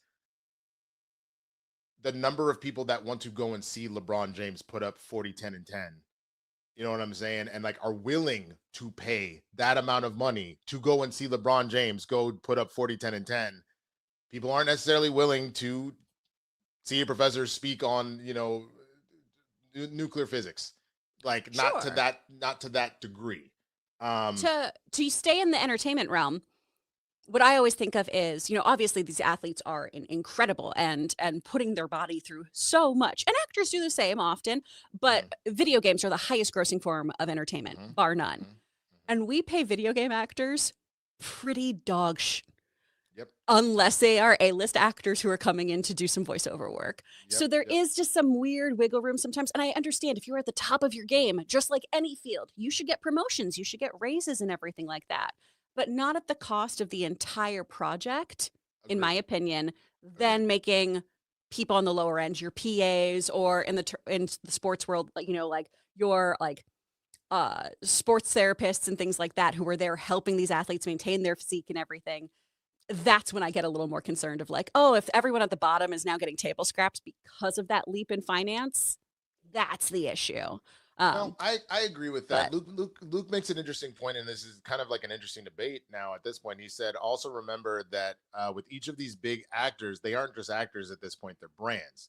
They have people that then work under them, and if they get hurt or if something happens, then the entire team suffers all the way down. Sure. I agree with that, and I hear that. But at the end of the day, I think that the main thing to keep in mind is that, again, if you have a budget of $100 million, the idea of giving like a fifth of that to one actor or anything else like that is like kind of crazy, I guess. Which it's not even that. If let's say it was it's 500 and he's getting 20. So what he's getting a fourth of the budget. Like that's kind of nuts when you consider how many cameramen, how many grips, how many PAs, like all of the catering, the everything. You guys have seen the credits, and the longer the movie, the larger that list gets. To think that like an entire 4% of the $500 million production budget, and I guess you could make the argument they're saying it's going to be $1 billion with marketing. So then you're giving him 20 over, so it's even less, I guess, but it's still insane. Well, and I understand these people have full teams. I've got a pair of friends, a couple who work for a very, very prominent entertainment dynasty. And they're not getting, a 6-figure salary or anything like that. Right. So that's also just being in these streets, knowing people who work for these people. There is also a lot of that. Like, I understand there's a trickle down. They have a whole bunch of people, but let's also not act like they're getting, a six-figure salary and benefits to every True. person who works for them. You're, I'd love you're, if they you're were. spot on. You're spot on. We don't need to Reaganomics this because it's not. Yeah. It's not how that works. You're exactly right. If it was a scenario where it was like the assistant's assistant, like you said, is pulling an easy 80 in health insurance, Yeah. we're having one conversation versus we know they're making minimum wage most likely or a little bit above it to make it enticing. Don't have health insurance and they're on call like 40 hours in 3 days, not 40 hours in a week. Yeah. I will say, back when my husband worked at Village Pet Supply, woo, shout out to the Valley. Miley Cyrus's dog walker and like dog trainer would come in there all the time, and Miley Cyrus took care of them. So did Gaga with her dog, especially unfortunately after the dog walker got shot. Yeah. But like before gosh. that dog walker apparently was making like $100K, and then after that, Gaga paid for all the surgeries, all the medical bills, all that kind of stuff. Yeah. That's wow, man. Do I need to walk dogs for a living? We got a new side hustle. Let's go. Let me fire up the WAG. The what was it? The WAG. What is the name of there? There is an Uber or Fiverr for dog walking because I think it's my fiance WAG or something like that. Yeah, something like that. Dog walking app. WAG. Just called there WAG. We go. Rover. Oh, there's Rover and there's WAG. And Petbacker. I guess there's 3. Okay, bet. Awesome. Gopal comes back in. Ilian Skalkind's dad went for the double dip in the 70s. Oh. I'm assuming it's talking about the rate. The split in 2 type scenario. Okay, that makes sense. Okay, great. Sorry, I was like, what? Who went for the double dip? Cupcake 29482 says, I feel like Secret War's shoulder of been drawn out. Whoa. Am I having a stroke? Can you try and read this? Maybe I feel likely Secret Wars shoulder should have been drawn out in this phase and then end with the films. I feel like this is going to be a mess. Yeah. Okay. I'm a little concerned. I'm going to be honest. I'm a little concerned because again, I think that's where it's supposed to be an event movie. An event movie needs some sort of buildup unless it is something like, say, a Star Wars where that is just predicated on itself. You know what I'm saying? Like that's the thing is like, I feel like you need that. Oh, we have an update from our producer. Luke says Gunn has officially debunked our first story. Gunn denied that he's waiting for the Batman 3 to be released before moving forward with The Brave and the Bold, hitting back at claims he's attempting to fast-track Matt Reeves' threequel to introduce the DCU's Cape Crusader. I'm not fast-tracking anything other than our scripts currently getting ready to go into production, he stated. Great. I think that's smart. I think you cannot run a DC universe without Batman, so good. I'm happy to hear that. But yes, back to what we were talking about. Yes, I am worried it's a mess because again, these have been built up as like anticipation. Here's your conclusion, and I don't feel like we've had as much anticipation as we need within the story. Marketing, clearly, since the chairs, they have been going at it. But like this is, you know what I mean? Those are different. Show don't tell. Super Smart 1256 recommendation 6 Minutes podcast. Oh, okay. I'll check it out. What's that? It's podcast. I will check it out. Cool. What is this? 6 Minutes is an all-age family podcast by Gen Z Media and the most downloaded family audio drama in history. The podcast consists of more than 200 episodes and 5 seasons. God damn. Wow. All right. Bet. I will check it out.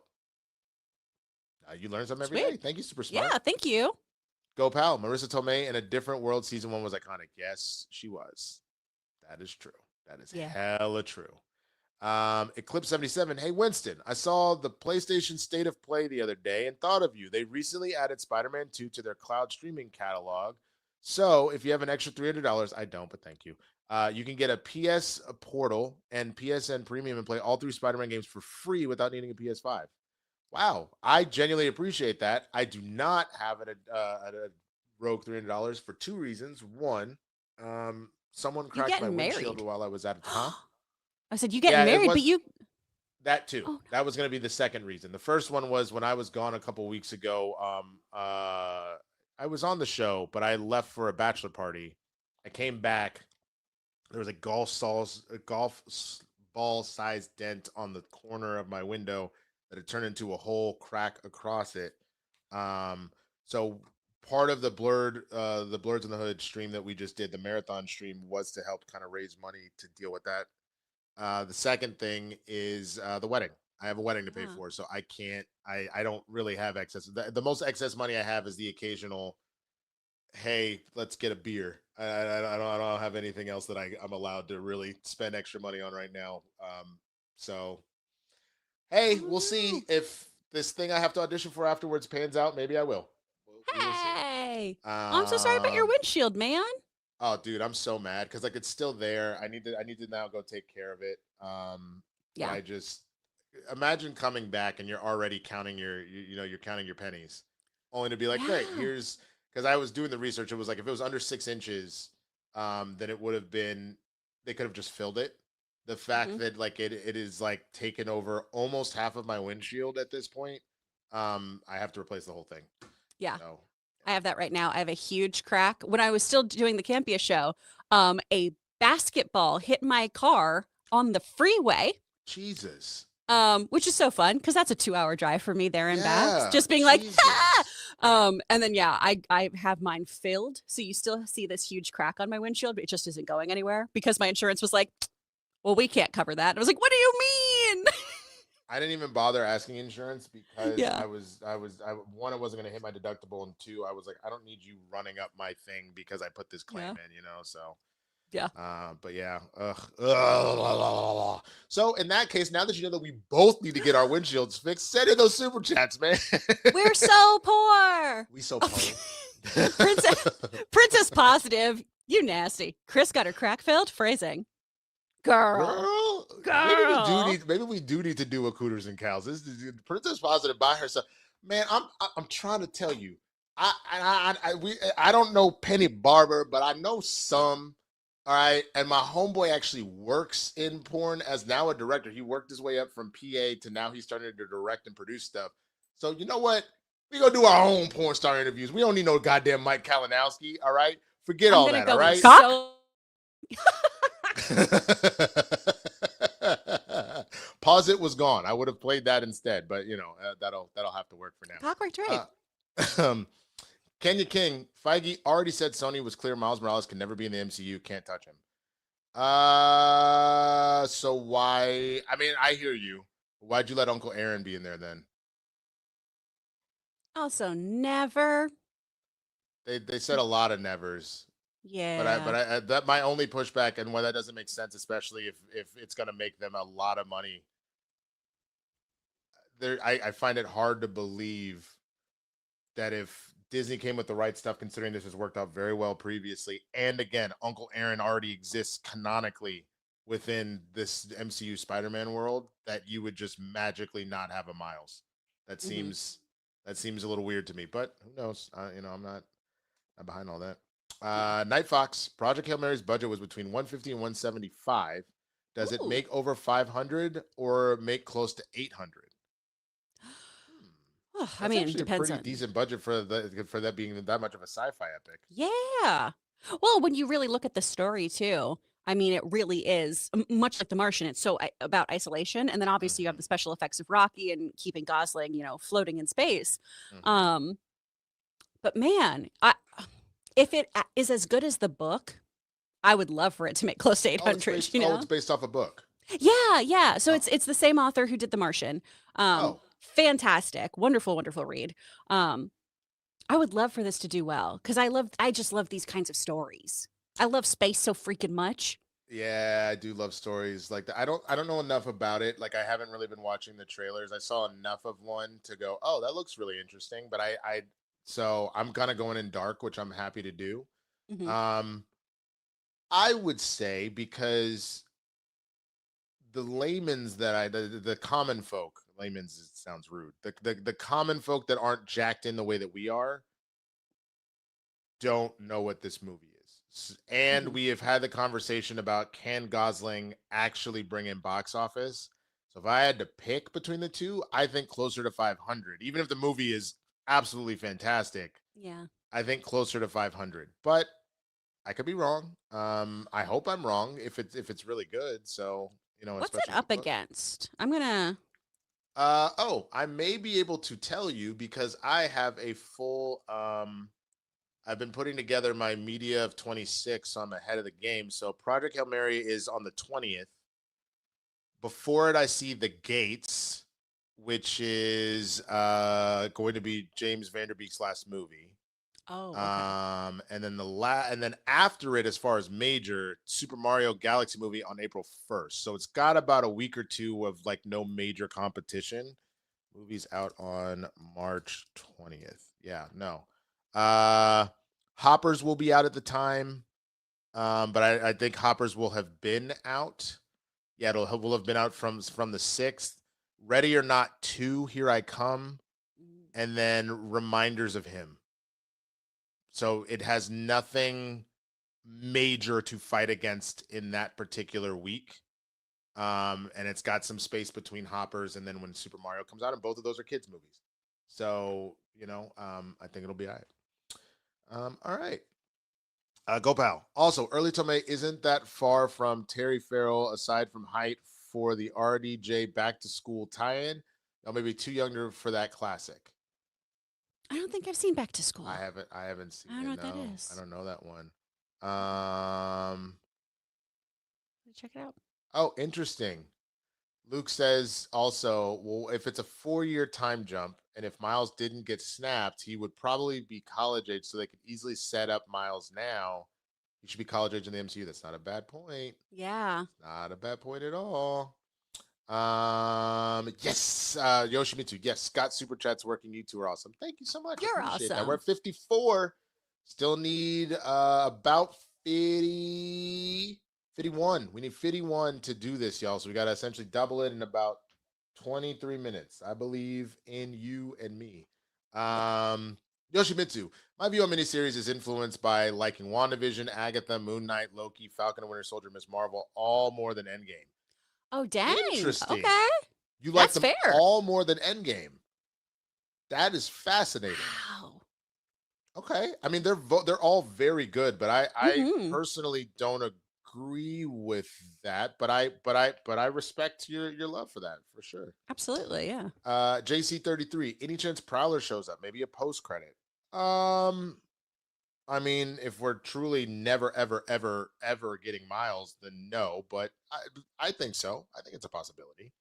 Yeah. Um, It'd be a great way to tee it up if we are in those negotiations, because I don't believe never. yeah, I don't either. That just seems very weird. Especially now. If we had never gotten Spider-Man, sure, but we got Spider-Man, and then they renewed it. So I think it'll happen. Gerard J, I'm guessing Brand New Day takes place after the Thunderbolts. Will they address the event from the Void? Did Peter go into the Void? I have so many questions. It's a good question, indeed. Um, I don't know when it technically takes place one way or the other. Yeah. We'll have to wait and see, I guess. Yeah. Yeah. Go Pal. Ooh, Jessica Henwick, Colleen Wynn. Was that the actress that played her before? Oh, yeah, yeah. Love her. Colleen Wing Yeah, was no, such a she was really great good. character, and she She was was really, really good. wonderful. Yeah. I'm trying to think. Oh, she was in Glass Onion. Yes. Okay. Yeah. No, she's really good, man. I'm trying to think what else I know her from. She was in the latest Matrix, which Okay. Then that's not gonna. Oh, she's in How to Make a Killing. That's why I recognize her. I saw How to Make a Killing already. oh, nice. She is fantastic in it. Uh, Okay. I think that y'all can go watch my out of the theater reaction. I know Christian loved it. I thought it was okay. A bad sign for me with the movie is if I check my watch more than once, then I'm not fully connected, and I think the pacing on the movie is a little off, but not because of her. I think that she was absolutely fantastic in that movie. Yeah. Baba Yaga. PSA, Pokemon Fire Red and Leaf Green will be on Switch next Friday for $20. Praise the old gods, and the new childhood is back. Gotta catch them all. Hell I yes. would be more geeked out about that if I didn't already have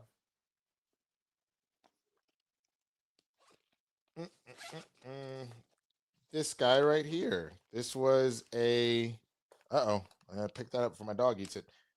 This was gifted to me by my sister for my birthday. It is an emulator that has everything, including Fire Red on there. And at first I was concerned, well, how am I going to get an Alakazam and a Gengar when I can't trade?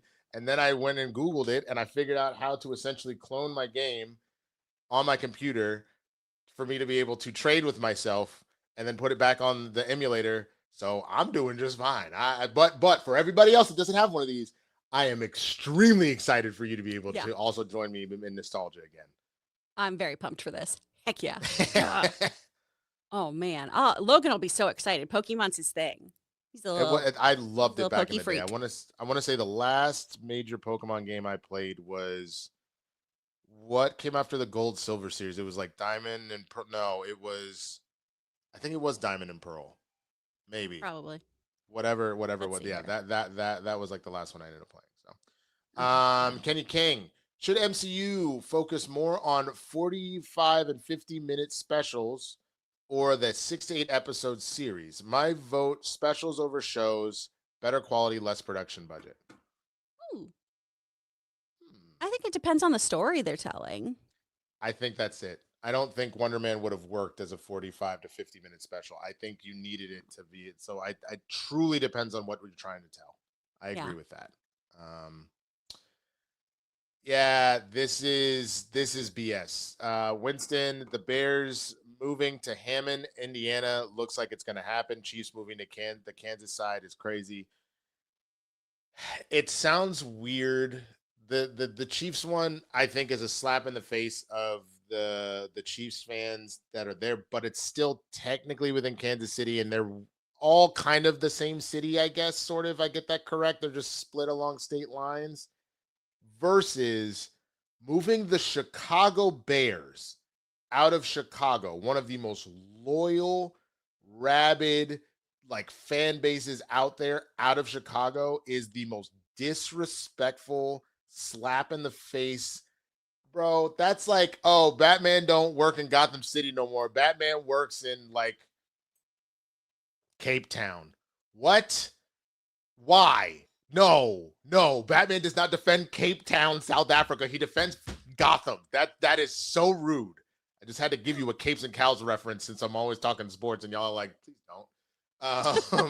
But I don't know if you heard about that. I saw that story yesterday and I immediately checked on all my Bears fans because I felt really bad about that. I know nothing. Yoshimitsu Chris for Frizz. Oh, I would love to be Miss Frizzle. Oh my gosh. Dude, that would be dope. You would actually be great, Miss Frizzle. Thank you. You would be absolutely fantastic. Thank you. Oh, man. Who do I need to call to make that happen? The G-Man 8119. Hey, hi, Chris. How hyped are you for the Artemis launch? Oh my gosh, I'm very hyped about this. We haven't been to the moon since 1972. We're going to the moon? Yeah. So our tentative dates, there's a window in March, I think from the 6th to the 8th. They did a kind of like tech rehearsal, if you will, yesterday. I believe today, the 4 astronauts who are supposed to go on this voyage are going into quarantine in Houston. But I think it's really, really cool. I understand we have a lot of things we need to do here on this planet. I completely get that. But we have a whole big, wide universe out there. And if we can learn some things by going out into space, why shouldn't we? I think it's going to be really, really rad. I'm excited to see what they learn from this one. Dude, that would be dope. I mean, what if we get there and we're like, oh, bro, we butterflied affect the moon. The moon's actually kind of boned. Like, we're just stepping on it once messed it up, and we show up and we're like, oh my God. Oh no. Oh man. Green from Oz. Fave hero of yours, Chris, so we can update the intro. Oh, okay. Well, favorite. I'm a Spider-Man girl. But if we're supposed to have me in there, I would like to be Jeff the Shark, essentially, or a Squirrel Girl, or Zatanna would be a fun one. Those would all be kind of fire. Those would all be super, super fire, man. I'm here for that. JC, we need more dogs on screen, pups and capes. I can go get her. Hold on. Let me shoot it. Let me shoot a text and see if we can. Hey baby, can you send in Asia? The people are asking. So we Okay. got Trico right here. This is my stinky Aw. one. He's a tiny demon, and he's mean to me only. He's so nice to everyone else. He's very cute, though. Yeah. He's pretty sweet. Is he the one that always barks at me when I come over and then he's mad? No. So that's my old man here. Come here, Bubba. Can you come here? I know you were sleeping. I know. Gimli is the one who always barks. So he's the old one who is just like, why are you in my house? I get it. I interrupted his nap. That's not very nice. Yeah. Yeah, Oh, that's hi, not very nice. bud. That's sweet. You good? Oh, thank you. Okay. All right. Well, we will So see. upset. Hopefully, she might be on a work call. In which case, if she is, I'll go and fetch Asia myself. Okay. Yeah. But Support our dogs. Exactly. Winston's is just a baby. Mine are geriatrics. Let's do this. Yeah, absolutely. Kenya King comes in and says, "Who has more aura, adult static shot or Piccolo?" That's a tough question, bro, because adult static shot goes hard as hell. He's only been in like 2 pieces of media, if I remember correctly. The episode where Static accidentally goes to the future to save himself, and then one where Jon Stewart and Bruce go to the future, and he's there too. He acts more like a kid in that version, but the version of him in the show Static Shock, where Static is in the future, bro, he is he doesn't even talk. He just gets let out of his cage and goes, "Dope." And just fries everybody. So that's amazing. rough. Whereas Piccolo even looks good in like crappy clothes trying to get his driver's license. You know what I'm saying? So that's a tough one for me. If I had to pick, I'm gonna go Piccolo. Ooh, okay. Yeah. What about you? Any thoughts here? I mean, I gravitate more towards Static Shock just because DBZ. I watched Zekai, but I have such limited knowledge of Dragon Ball. Fair, totally fair. I just the aura farming that Piccolo does, where he'll just randomly show up and just let his cape flap in the wind for a while people are dying and be like, "Oh, I see you need my help." Like it's very, So, hey, Mr. CJ, Chris reminds me of Susie from Miss Maisel saying a lot. I actually couldn't get into that show, you guys. I know it's everyone thinks it's wonderful. It didn't do it for me. Never started it. Yeah. But I know who you're referencing, so that's cool. Yeah. Gopal, do you prefer Ra's al Ghul or Ra's al Ghul? Raish. That's a good question. Hello, you've been summoned. You've been summoned. The baby. No. Oh, that's because of the treats. That's why. No, Asia, come here. Hey, Asia, come here. There you go. Okay, come here. There you go. Hi. Oh, there's the baby. They say hi. They want to say hi to you. How you doing, Bubba? You having a good day? Huh? No. She's so cute. Here, I'll give you a treat. Thank you for being on the show. She's never done anything bad, and she never will. No. Well, I don't know. She's being a little shit yesterday because of the rain. I'll tell you that much. Oh yeah. Mine have just been like, we're not going to poop outside. You're crazy. I forgot the new name of our show, Cooters and Canines. Hey, there we go. All right, But what are you trying to do? You went down? Kind of flailing a little bit. I'll put you down. I prefer Ra's al Ghul, but what about you?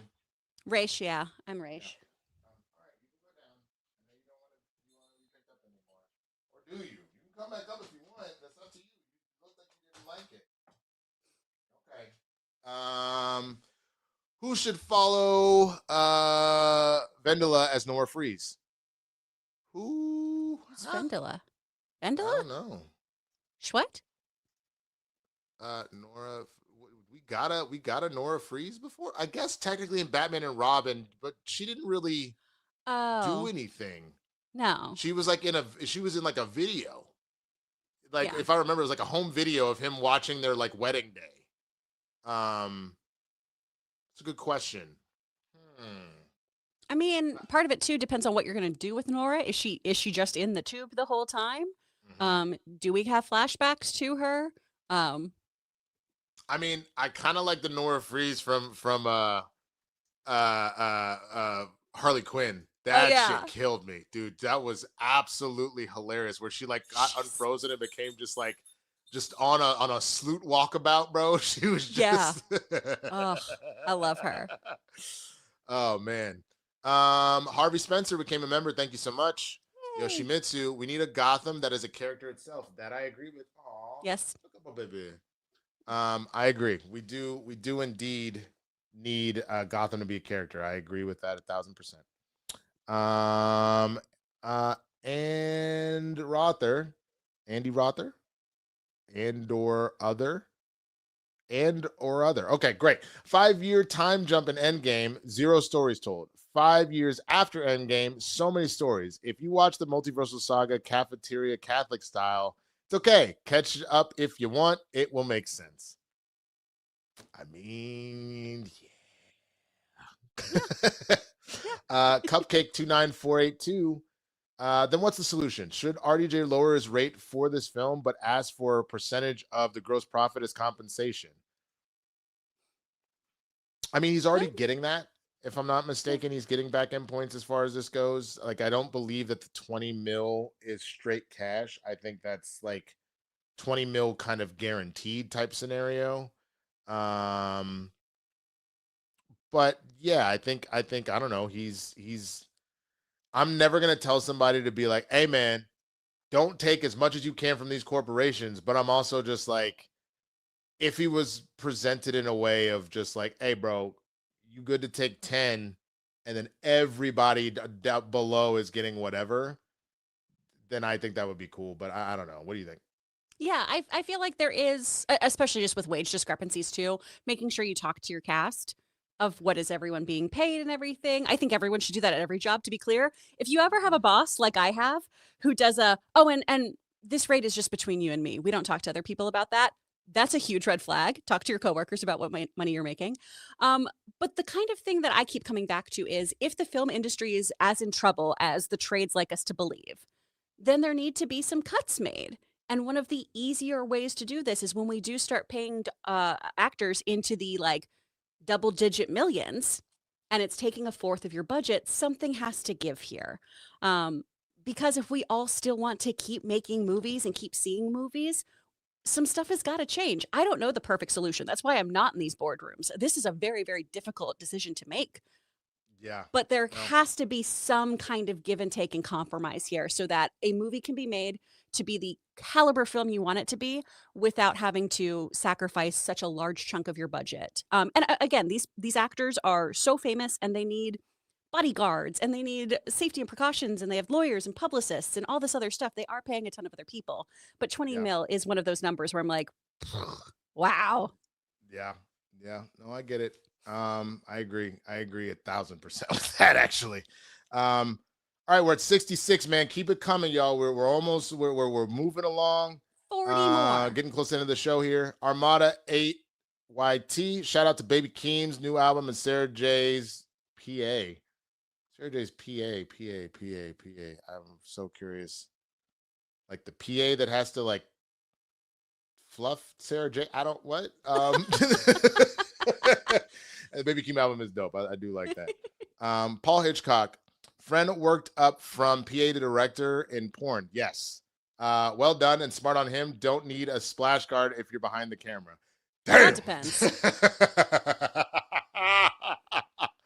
Yeah, man. He'd been working in Hollywood proper for a minute, and just like things were kind of slow, and then he got asked to be a PA on the set, and then he did a good job, and they asked him to stay, and then he went from that to doing all sorts of grip stuff for him and whatnot that he was trained to do. And then he moved into like producer work. And yeah, he's now a producer director, man. He's killing it now.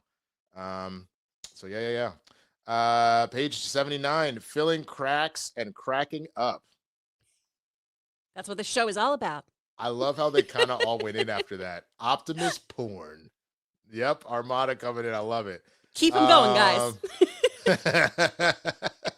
Armada, y'all watch any cooking vids and shorts? I'm addicted. Sometimes I don't really. Mainly if I'm looking for a new recipe, I'm curious. Though it's funny typically when I see any recipes by like white folk, I'm like, cool. So they said a pinch of salt, I'm gonna double that. They say, oh, a little Oh, bit of pepper, I'm gonna double that. That's all. I normally will up whatever spices, but overall, I'm like, oh, I like the flavor profile they're putting out there. no, you got to change some seasonings. There's a really great podcast called The Sporkful that actually talks about this because Dan Pashman, who does that, Hmm. talked about like seasonings and timings in cookbooks are bullshit. You can't caramelize onions in 5 minutes, and a dash of black pepper does nothing. But I watch cooking stuff almost exclusively. I'm a Mm, terrible movie news host. My husband watches tons of movie mm. news things. I read a lot of movie news things. I don't watch other stuff, guys. I'm not in this space. I'm barely on the internet. But I really like Why watching are you snitching on yourself? I'm just being honest. I read the trades. I read a lot about contracts and I know about comics. If you need a new like food thing to watch. Sorted Food is really, really great. They're based out of the UK. It's couple chefs and normals, just normal guys who are trying their best to cook. They do a lot for sustainability in cooking. They do like lots of global cuisine and stuff too. They're really, really fun. Highly recommend. Nice, nice. I love that. JC wins in a fight. Gremlins or Critters? Haven't seen either. I can't speak on it. Oh, I haven't seen Critters. So I guess Gremlins by default. Yeah. Hooray! Yay! Mr. Nerd Fanatic, Chris, Team 4 Star is doing a Sailor Moon parody series. Ooh, it's been pretty Oh, damn good, just like their DBZ. You should reach out to them. Winston, you're the best. Oh, thank you. I appreciate that, brother. aw, I do. fun. No, you should reach out to them. I feel like you would have the time of your life, man. Yeah, that'd be You know great. about Team 4 Star, right? I haven't heard any of their stuff, but anything that has to do with Sailor Moon, I'm down. What do So they they do? did Dragon Ball Z Abridged, and essentially they just made like a whole spoof of the series where they go through the actual stories, but they're dubbing over it in their own kind of way. So like it is absolutely fantastic. And so for them to moving on to Sailor Moon is awesome. They've been around for a long Sweet. time. It's been like decades now. Like I think I want to Okay. say, or not decades. I want to say that's been like 15 years or something. So yeah, you should definitely check it out, man. See if we can get Okay. get you to be like I don't know, Queen Beryl or something. Shit, Ooh, hell yeah. right? The G-Man 8119. Sal Kind was producer of Superman 78 and Soups 2. Cool. Was that mentioned earlier and we didn't know who that was? Maybe. Okay. Apologies for me forgetting already. Christian Unpronounceable. Chris, I love your mithril looking sweater. Yeah, it does Oh look like some my God. chainmail. It's pretty cool. Thank you. Yeah. If you missed the top of the show, I'm so cold. I'm so cold because I'm a baby and I've acclimated. Well, not even acclimated. I grew up in Texas. I don't know what weather is, you guys. I don't. So if it's We under know 50 degrees, I'm a mess. No, we knew cold down there and hot. Like we knew everything down We there. knew That's hot. I was bro. in It used Houston. So well, I it didn't doesn't. get like snow like you got every now and then. Okay, that's fair. You were close to the Yeah. equator. That's true. That's true. Yeah. Paul Hitchcock. Thoughts if we were to find out we have 69 so far, hat.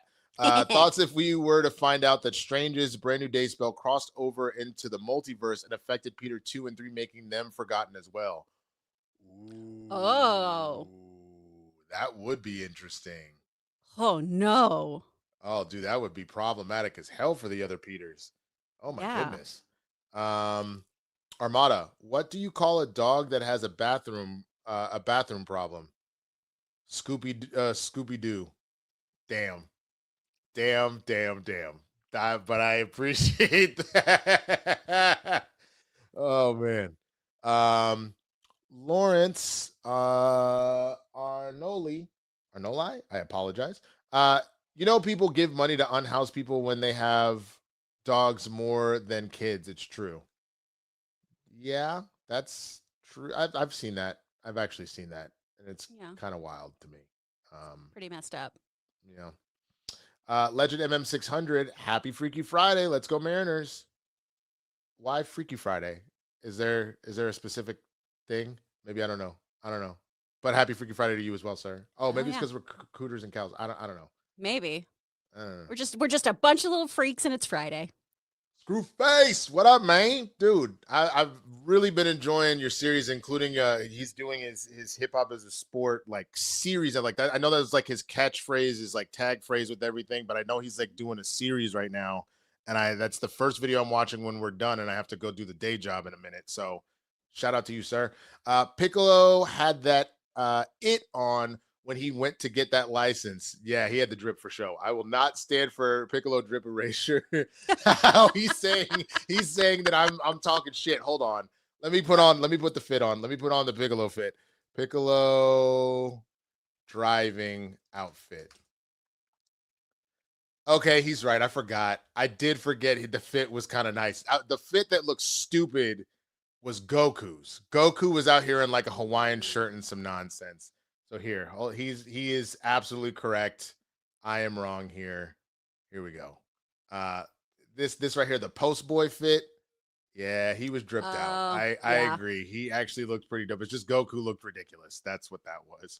But also, that's hilarious. If Piccolo, a remake, but Piccolo only wears his outfit from the driver license episode.